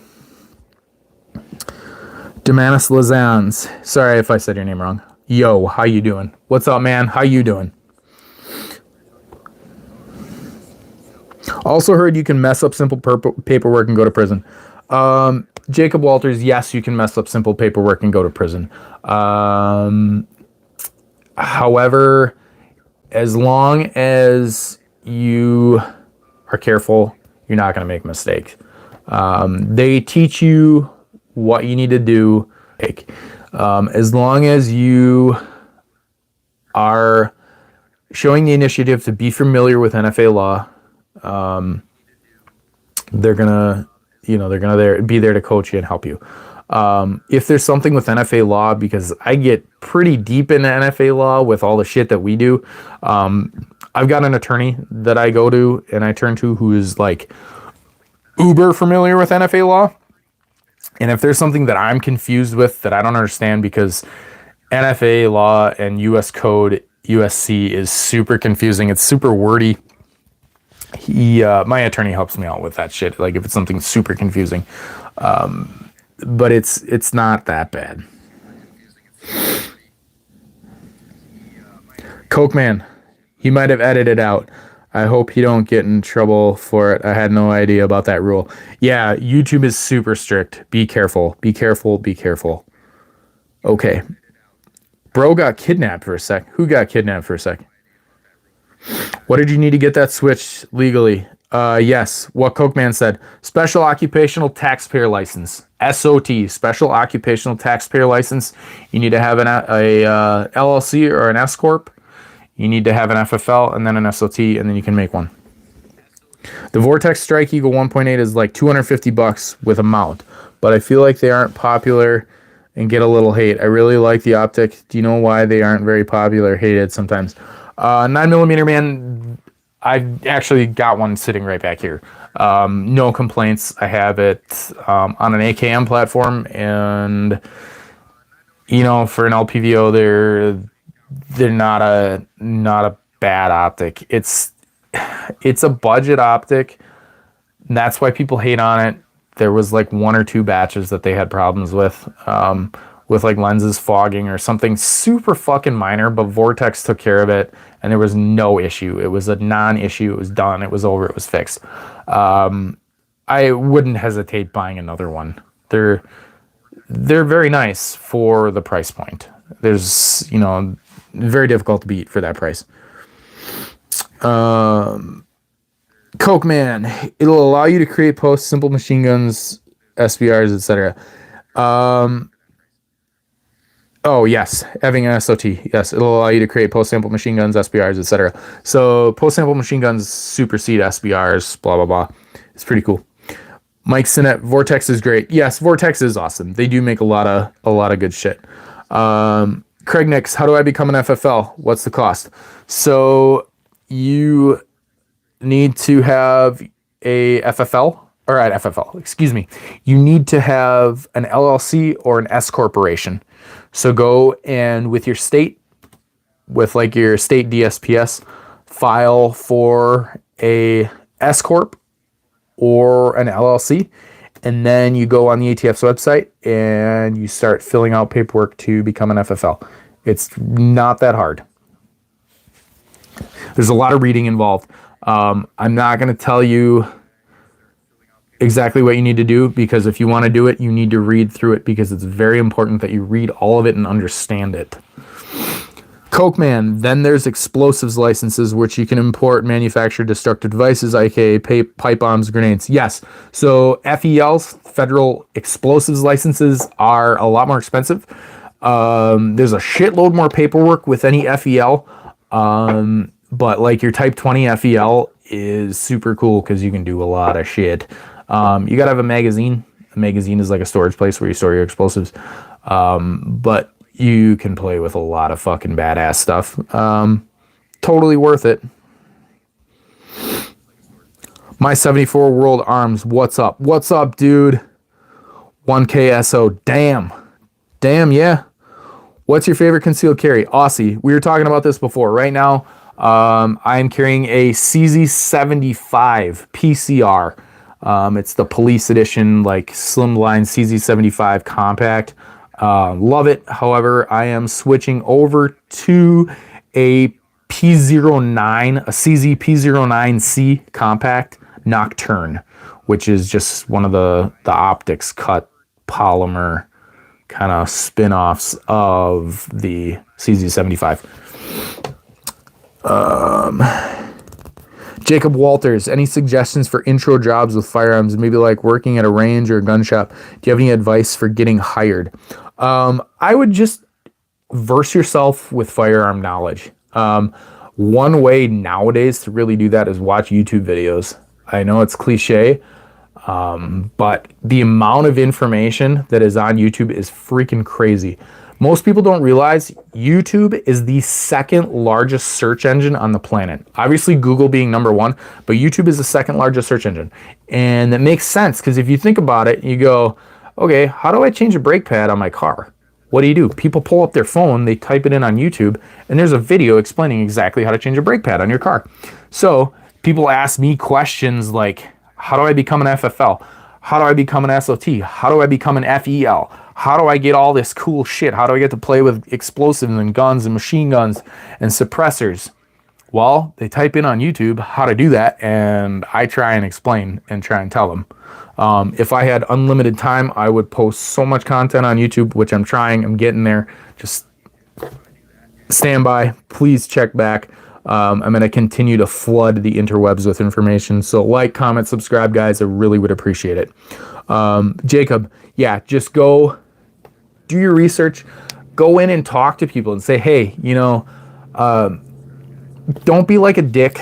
Like, you know, if you got a local gun store near you and you walk in and they got 10 customers and you walk up to the counter and like push those customers out of the way and say, hey, you know, I want to work here.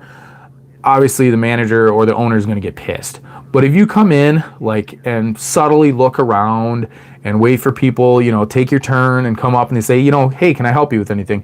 You know, talk to them. Say, hey, you know, I'm interested about working in the firearms industry. I'm interested about maybe, you know, working at a gun store. Are you guys hiring? And just start with small talk and be like, hey, firearms is a passion of mine. I love it. I want to get involved. You know, what do I got to do to get there? And they are like-minded people. They're not going to turn you away and say, oh, well, you're an idiot. Go away. No, they were there once too. And they also had that love for firearms. And that's where they got started too. I know that's how I got into firearms. I've always loved them and started that way too. So just start small. My 74 World Arms 45 cal. Yeah, what about it? It's a good round. Gun Guy Fox. SOT FFL LLC is manufacturing under FFL or separate. So you manufacture under the FFL. So the type of FFL that you get is, I would recommend getting a manufacturing FFL, and that covers the most broad spectrum. Go on ATF's website, read through their different types of FFLs. I'll find the page for you. So just type in ATF types of FFLs and they'll tell you, they have a whole chart that breaks down like dealers, a type 1 dealer, type 2 dealer, type 9 dealer, type 3 other. Then they have type 6 manufacturers, which is like an ammunition manufacturer, type 7 manufacturer, type 10 manufacturer, which is a type 10 manufacturer of destructive devices. Or there's a type 8 importer, type 11 importer of destructive devices. It'll break it down for you really, really well on their website, like what type of FFL suits you the best. Do you want to be a dealer? Do you want to be a manufacturer? We are manufacturer/importer. I would go that route. It's more paperwork, a lot more shit to deal with. The importer aspect, that's a lot more paperwork to deal with, but it's super cool. It's super fun. Anthony, not trying to ask a random question, but what's your thoughts on HK VP9B by chance? I live in Baltimore and it's my first concealed carry. I love it so far, but I'm curious on others' opinions on it. Hey, no, that is not a random or annoying question. We're doing this because I want to talk to you guys about guns. I appreciate you guys for coming in and asking me questions. So please like, comment, subscribe, drop questions. I love it. I enjoy it. Nothing wrong with HK VP9. Great handgun. Personally, I just don't like the grip angle. That's all I don't like about them. They're great guns. They're, in my opinion, they're a little bit blocky, and the receiver frame is a little bit chonky. But other than that, HK, man, they make some great shit. Would a gun trust qualify as an LLC? Coke Man, no, it does not. So an LLC is different than a gun trust. You can have a gun trust that the LLC owns, and you can put firearms into that trust under the LLC, but there's a different way of doing that as well. You can have the LLC own,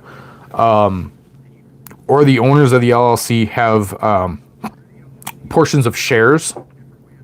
You can have like shareholders of the LLC, which kind of negates any need for that. It's very confusing. If you're truly interested, message me. I can help you, get you set up with the right people, get you the right info. There is so much stuff that you got to read and that you have to know. Like if you want an FFL and the ATF comes in to interview you, like you got to be able to answer those questions. Otherwise they're going to say, no, you're denied. It's just that basic knowledge like you got to have. It's really not that difficult. It seems intimidating, but once you get into it, it's like, this really isn't that bad. It's kind of fun. My 74 World Arms, how do you get level 3 carry license? I don't know what you mean by that. So generally level 3 refers to like armor plates, not a carry license. Are you referring and asking like a class 3 carry license? You're technically not supposed to carry class 3 firearms as a concealed carry weapon. It's not a good idea. It just runs in a whole bunch of liability. Coke Man, $5,000 a year IRC. There's ways around that to get it cheaper. You got to worry about ITAR if you're going to be an importer or manufacturer. ITAR is $2,250 a year for the licensure. It's kind of bullshit, but it's super confusing. If you want more info on it, I'm going to make another video about all that stuff. It's the best one, to be honest, yeah. Street gun probably won't fail you as long as you take care of it. 9mm, man. No, I hope not. Oh, at Anthony. Gotcha. Yeah, no. HK VP9s are great. CH 357. Yeah, 357 is awesome. What level 3 carry license? Never heard of it. Yeah, I think he's getting two things mixed up. Even my 90-year-old grandpa looks up YouTube tutorials. Yeah, Coke Man, it is. YouTube tutorials are yeah, it's the way to go. My 74 World Arms, you can own automatic guns. Yes, you can. Can you bring a gun in school? No. Ephraim Albania, no, you cannot. No. Jay, nice Uzi. Thanks, man, I appreciate it. We got the mini Uzi, and then I got a full-size Uzi up here. Full-size and mini. I'll have a comparison video coming up soon that you guys can check out. For backpack, ankle gun, 38 revolver or 380 Ruger LCP Max. I'd go with the revolver, Jacob, just because if you're gonna have your primary carry weapon and then a backup, I'd use the wheel gun as your backup. Ephraim Albania, why? Because that's what the laws dictate. Are you a U.S. citizen because you can purchase a machine gun with a tax stamp as a U.S. citizen with no special license? Well, 9mm, man, the tax stamp is kind of your special license in a way. Jay, because it's a felony, yeah. Cause don't need, what is the best gun, 9mm or 1911? Ephraim Albania, we had this conversation kind of earlier. If you want to check back, look back in the live, and I'll post it later so you guys can see. Thoughts on whether or not it's worth it to get a firearm SPR or just keep it a pistol with a brace? Max. So that's really kind of a tough question right now. Personally, I wouldn't waste the money. I don't want to say it's a waste because it's not a waste. SBRs are awesome. But I would just wait for right now. I would leave a pistol brace on it and just wait. Let's see what happens in the next couple of years with NFA law. I have a feeling that we're going to have some significant changes coming down the pipe. So I would just sit tight unless you got, you know, a stick up your butt that you got to have it done tomorrow. Then, you know, get it SBR'd. But, sorry, my eye is itching. But otherwise, I would wait and just keep a pistol brace on it. Jacob Water, C Camp 380, U1911, and ARS. Max, I'd leave it a pistol, to be honest. You can't transport SBRs over state lines without ATF notification, which is absurd. So, yes and no. Some SBRs you can. There is a specific form that allows you to transfer them for a specific period of time. You just set that specific period of time longer. Coke Man, it's confusing. I'll talk about it in another video, but yes and no. Peter, micro Uzi, yes. This is a mini Uzi, not a micro. Micros are sweet. We're gonna work on getting one. Any tips on what my first gel blaster would be? Waves. I'm sorry, I know nothing about gel blasters. I'll be honest with you. I'm sorry. I can't tell you a damn thing about gel blasters. Oh man. Giga nigga. What's up, my nigga? I can't believe I just said that on a YouTube live. I'm sorry, but I had to say it. Hey, what's up, dude? I hope you're doing well. Thanks for dropping by. I appreciate it. Like, comment, subscribe. Thank you. Appreciate all you. Jay, is that a motion light in your safe or a light you push a button? No, Jay, it's a motion light. So as I go towards it, it's got a motion sensor. It actually is a motion sensor. It's an optical eye that sees the door. So as the door cracks, it immediately turns on. You can set it. It's pretty sweet. My 74 World Arms sunglasses, smiley face. Yeah, dude. Gun Guy Fox, what are YouTube's guidelines for live streaming at the range? I started this channel a few days ago with that in mind. So, YouTube's guidelines say, as far as live streams, you cannot be physically holding a firearm. They're very strict about it. It's stupid. Don't get mad at me. I don't make the rules. I would love to pick up firearms and show you. In live streams, you can only have guns sitting in the background. You cannot have somebody physically touching them. It's stupid. I hate it. Yeah, trust me. It's ridiculous. I would love to pull tons of guns out of the safe and show you, but I can't because I'll get shit canned off YouTube.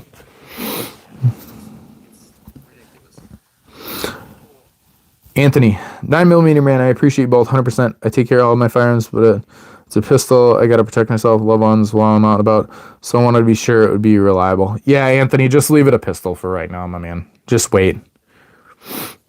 PewTube, what's your favorite gun in your safe? Man, favorite gun right now. Favorite gun right now is the Mini Uzi. Love the Mini Uzi. Mini Uzi. It's so much fun to shoot. So much fun. Rate of fire is crazy fast. Crazy fast. I want a grenade. My 74 World Arms. No, you don't. They're dangerous as hell. Max, will do, my friend. I'm uncertain about the changes coming and plan on waiting. Cheers from the East Coast, my friend. Hey, Max. Thanks, dude. I really appreciate it. If you haven't already, please like, comment, subscribe. Drop a comment on one of our videos. I love reading all your stuff, you guys. I really appreciate it. It's so much fun reading through, different viewpoints, stuff like that. But hey, cheers. I appreciate it. Thanks, my dude. Yeah, let's see. Let's hope those changes are for the better, my man. Let's hope they are. I think they will be. Just be patient. Jacob, any other good recommendations for carry guns, 9mm specifically, other than Glocks, Sigs? Just curious. Right now, I am the last 3-4 years I've been on a CZ fetish. Really bad CZ fetish. Been carrying CZ75s, P07s, P09s, P07T. I don't know why, but I just have been obsessed with CZs for carry guns lately. Bro, you have HK? Peter, yes. HK, MP5K, and we got a full-size MP5 right here. And then there's another G3. G21, G43, oh dear. LMAO. What gives you the right to have an UZI? AG, the Second Amendment does. Jay, nice. Oh, so like a fridge light in a way. Yes, Jay, just like a fridge light, actually. Yeah. It's not a fridge light is a pressure switch, though, so like the door opens and flips the switch. This is just a motion sensor, and it moves. You can set it. You can change it. It's pretty cool. 9mm round, Jacob Walters. There's a bunch of stuff. CZ, SW. Yeah, Smith & Wesson, Ruger. The list is endless. There's so many freaking firearms, dude, that are just perfect for carry. Peter. Thanks, dude. Thank you. Bro, you have a grenade launcher. We did for a while. We had a 37mm and a 40mm. Not right now, though. I don't have one right this moment. But I have in the past. And they are a lot of fun. A lot of fun.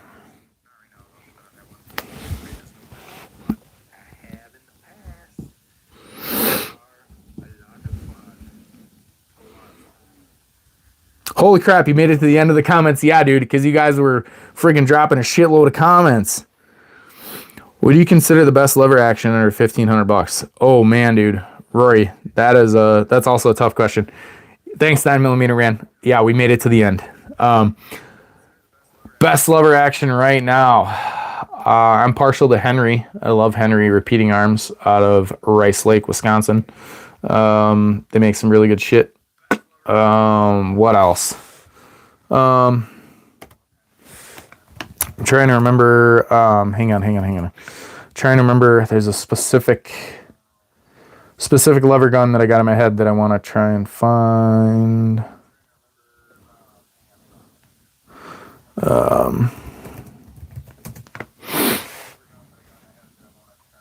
It's not a Marlin. I'll think of it.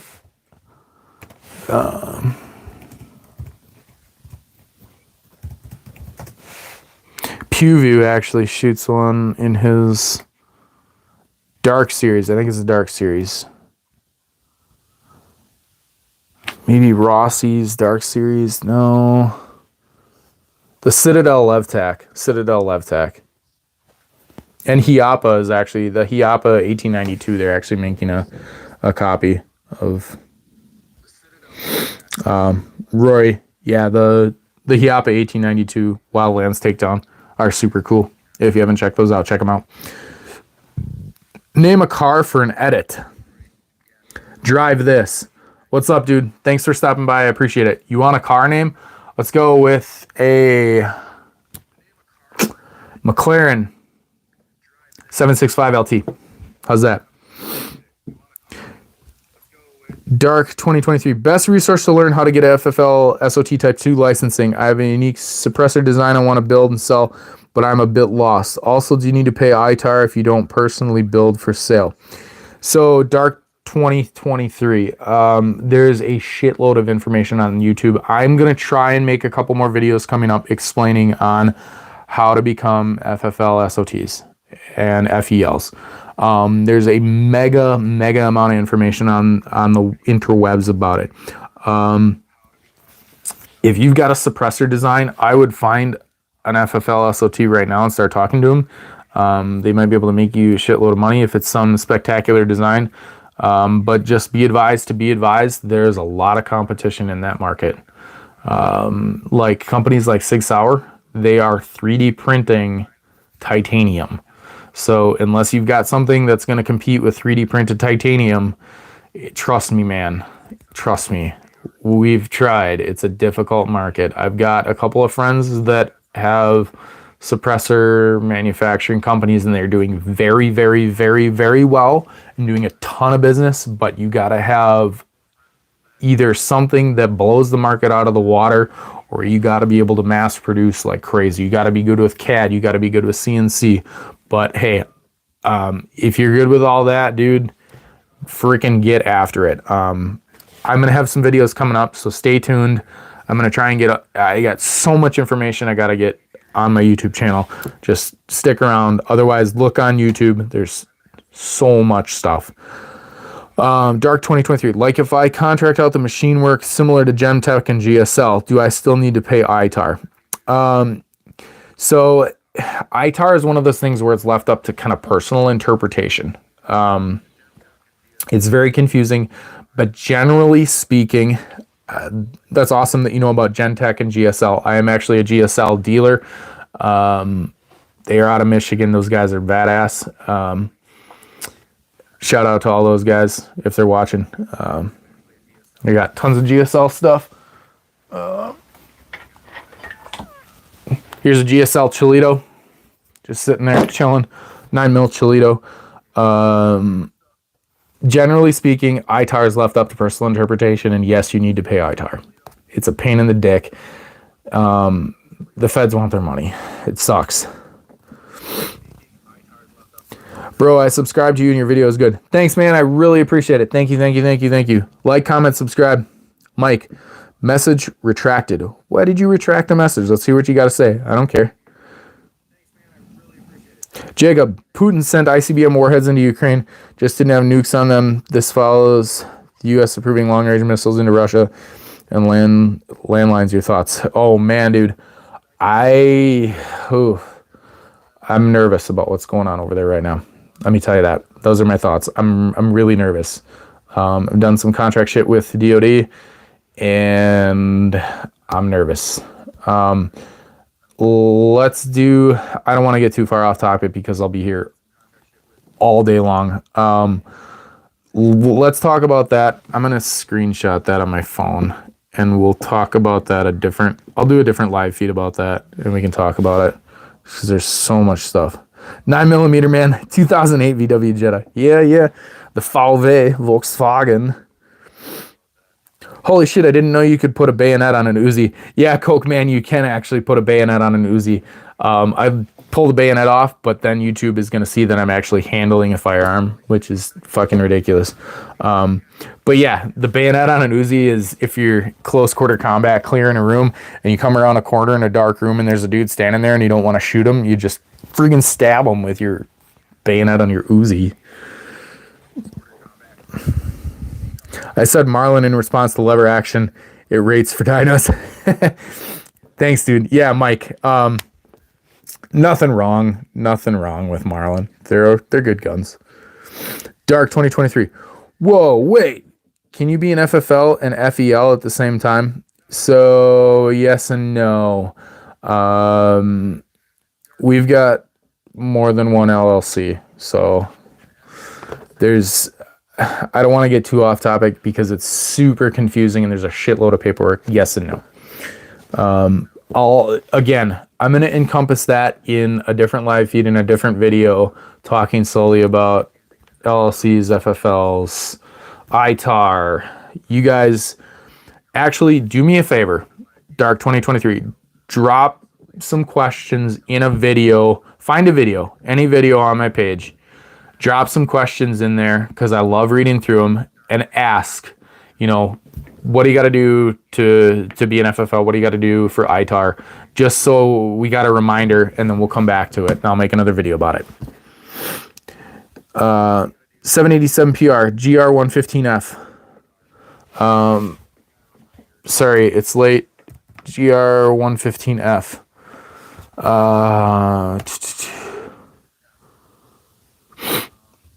Oh, yeah. I don't know. That's the Glock rifle. Yeah, I don't know if it'll come out, if it ever will. I think it's just hoopla that people are spoofing about. If it does come out, I mean, good for them. Hell yeah. Let's go. I'd love to see it, but I don't know. We'll see. Charles, the Uzi is so cool. I always think about the Terminator movie with Arnold in the gun shop. Yeah. Uzi 9mm. Who's your daddy and what does he do? Me too, man. Me too. Thank you. Appreciate it. What's the name of the grenade in your table? It's a composition B. Pineapple. Well, not a pineapple, because the pineapples are dimpled. This is a plum grenade. Minion caliber, what would you conceal carry? What do you mean by minion caliber? Like, what small caliber would you conceal carry? 22 long rifle. I do during the summer sometimes. I got a tiny little North American Arms 22. Charles, Hickok 45 has a funny video where he shoots an Uzi on a John Deere tractor. Way too funny.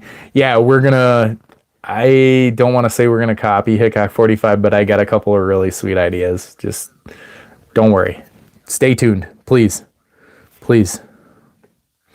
Minimum caliber you'd conceal carry. Oh, Jacob, 22 long rifle. Yeah, 22 it's actually a lot more powerful than you'd think. A lot more powerful. I actually have a very good friend who was a SEAL team member, and he was part of some diplomatic negotiations in Saudi Arabia. He actually carried, similar to a North American Arms, little 5 or 6 shot 22 revolver. Look them up. They're super tiny, super small. So he actually went into this diplomatic room, into this diplomatic negotiation, and they were not allowed firearms in the room, but he actually carried a firearm with him in the room because he's SF and they had to do what they had to do. And if he had to execute every motherfucker in the room, he was going to do it. And if he got killed himself, well, for country. So what he did is he put this little 22 in his pocket. And when they came in to frisk him, he had his shirt tucked into his pants. Okay. He pulls the pistol out of his pocket in the palm of his hands, and they said, "Yup, we're going to frisk you." So he pulls his hands out of his pockets and interlocks his fingers behind his head like this, okay? Mind you, that whole time, he's got the pistol in the palm of his hands, okay? And he pulls the back of his shirt up with his thumbs and drops the pistol down the back of his shirt with his shirt tucked in, okay? So they're frisking him, going down, and they never found the fucking pistol the whole time. How badass is that? Yeah. So 22 to the skull, yeah, no chance. So if he had to, he'd pull that weapon out, walk up to somebody, right in the head, done. That's it. But that's SF diplomatic shit that he had one of the black passports. If you know what a black passport is, you'll know what I mean. Black passports are diplomatic passports. They are nearly fucking impossible to get unless you're like Peace Corps, but Peace Corps, CIA have them. There's a lot of cool shit with that, but I digress. Different topic for a different day. And yeah, I do have something literally never seen before. This could hopefully change the market, but it might also flop, like Psycho suppressed black powder thing. Hard to know. Dark 2023, dude, that is fucking awesome. I am super intrigued, super interested.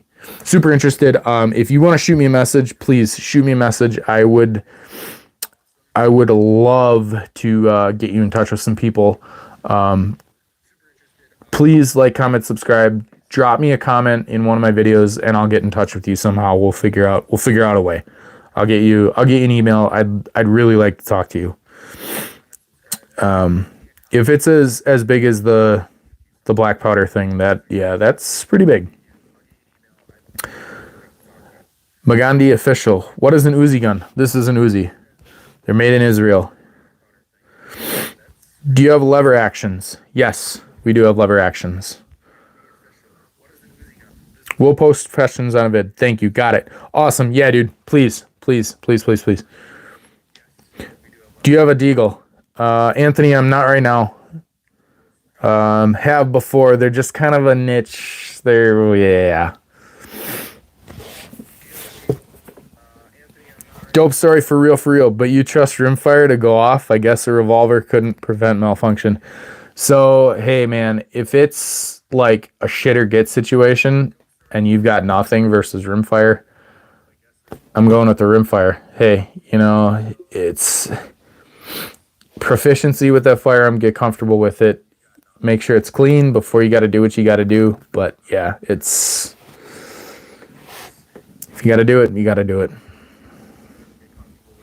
Gun Guy Fox, I didn't even consider manufacturing ammo so I could reload or make wax slugs for lazy customers. Also making specialty round regulations like wood rounds save money, but Geneva.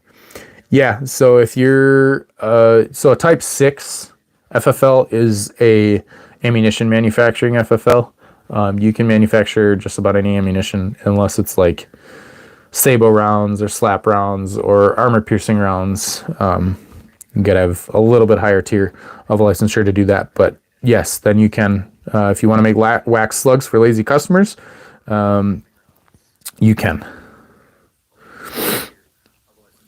John Gamer Roblox, what's up? Do you have a cup gun? What do you mean by a cup gun? I don't believe we have a cup gun. What do you mean? Like a paint sprayer? I don't know what you mean by a cup gun. Sorry. Please specify. John Gamer Roblox. 787PR, brace or stock. So since we're allowed to do so, we're allowed to throw stocks on a lot of our shit. I'd prefer a stock. But just for the legality purposes and the ease of use, a brace is going to be way easier every time, especially with legality. Serial killer. How do you get a grenade? Well, you kill cereal. Either make it or buy it. Usually, you make them. Bro, your face is sad. Smile, smile. No, I'm just a serious guy. 787PR, what's the difference? Yeah, Coke Man. So a brace was actually designed by a wounded service veteran to actually physically brace around the arm with one hand and shoot with one arm. So it actually has a Velcro strap that goes around. That's what the brace was initially patented for an injured soldier. Jacob Waters, I don't trust Rimfire, but you can get some super small 380s. Like I seen earlier, C-Camp is ridiculous. C-Camp 380 is ridiculously tiny. Yeah, 9mm, man, like 25mm, 32 ACP, stuff like that. But, you know, Rimfire, hey, if it's something or nothing, I'm going to take the Rimfire versus nothing. Hey, man, super appreciate the advice. I would subscribe, def check out some of your vids. Jacob Waters, thank you. Really appreciate it, my man. Thank you. Come on back. Love to see you guys. Love to hear from you guys. For me, Rimfire is still deadly. They bounce around in the body. Yeah, Colton, Rimfire is deadly. It is deadly. Serial killer, grenade, how? Licenses. FFL, FEL, LLC, SOTs. Yeah, then you can manufacture all sorts of stuff. Coke Man, nice. Ghost, what are you doing? Что ты делаешь? We are doing a live feed about firearms. That's what we are doing, Ghost. They do not bounce around, brother. Well, 223.556 does, and it's almost identical caliber to 22.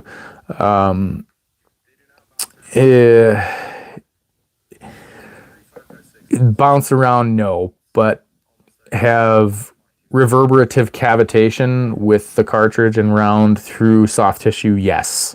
It's a meme. LOL. Plenty of people still believe it. Yeah, a lot of people believe stupid shit on the internet. That's why it's on the internet. Do you have any other explosives? I don't know. Serial killer. You'll have to like, comment, subscribe, and find out, and you will see. If you go through one of our YouTube shorts that's somewhere down below, you got to go look for it. You'll see some cool shit that we got coming up. It's a little predecessor of what's yet to come. Sam, Masterpiece 9mm. Yeah, nothing wrong with Masterpiece 9mm. You use gun oil for your head. 787 PR. Yeah, I put ballistol on it. Keep it nice and smooth. Keep it nice and shiny in the sun. Do you meet Kentucky Ballistics or Demolition Ranch? I would love to meet Kentucky Ballistics and Demolition Ranch. Kentucky Ballistics, Demolition Ranch, if you guys are listening, watching, I would love to do a collab with you guys. That would be absolutely awesome. Ooh, that was almost dangerous or deadly. But yeah, hit me up, guys. I'd love to do some shoosting. Ice Pick is the best CCW ever. Changed my mind. I mean, hey, yeah. LOL. 17 HMR. 223 556 fragments and spalls, they don't bounce. Yes, correct. Holy shit, guys, it's late. I am gonna have to go soon. I appreciate all of you guys stopping by, commenting and talking. You guys are awesome. Thank you, thank you, thank you.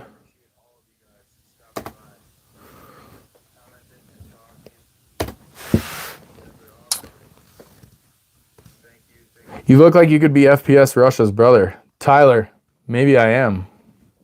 Maybe I am. Have a nice day. I do know a little bit of Russian. Что ты делаешь?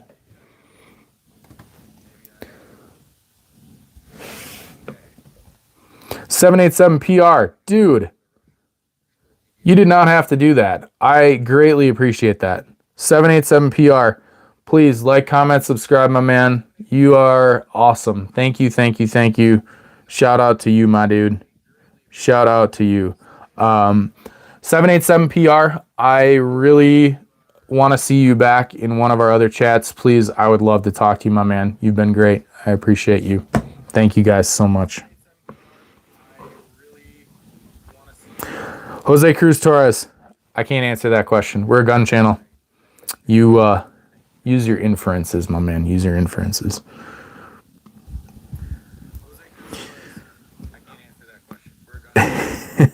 Well. Ammo Alchemist. Ammo Alchemist, what's up, my dude? We're just getting ready to go. I'm sorry. I gotta shut stuff down. 787 PR. Thanks, bro. Thank you. Thank you. Thank you, sir. Thank you. My hat's off to you. I appreciate you. I appreciate your insight on the VP9. I subscribe. Hope to see more videos in the future. You're awesome. Thank you, Anthony. Thank you as well. I appreciate it, guys. Thank you. 9mm, man. Yes. Be safe, brother. Jose, you be safe too as well. Soccer King, hi. Ammo Alchemist. You guys are all awesome. You guys are my heroes. Appreciate you guys. Thank you so much for stopping by. Thank you for commenting, commenting, subscribing. I hope to see you guys soon. Thank you. Thank you. Stick around. Stay tuned for some awesome gun content yet to come, I promise. You guys aren't going to want to miss it. Thanks, guys. Thanks for the info. I'll be back. Thank you. I'll be back. I'll be back. Whoa. Thanks, guys.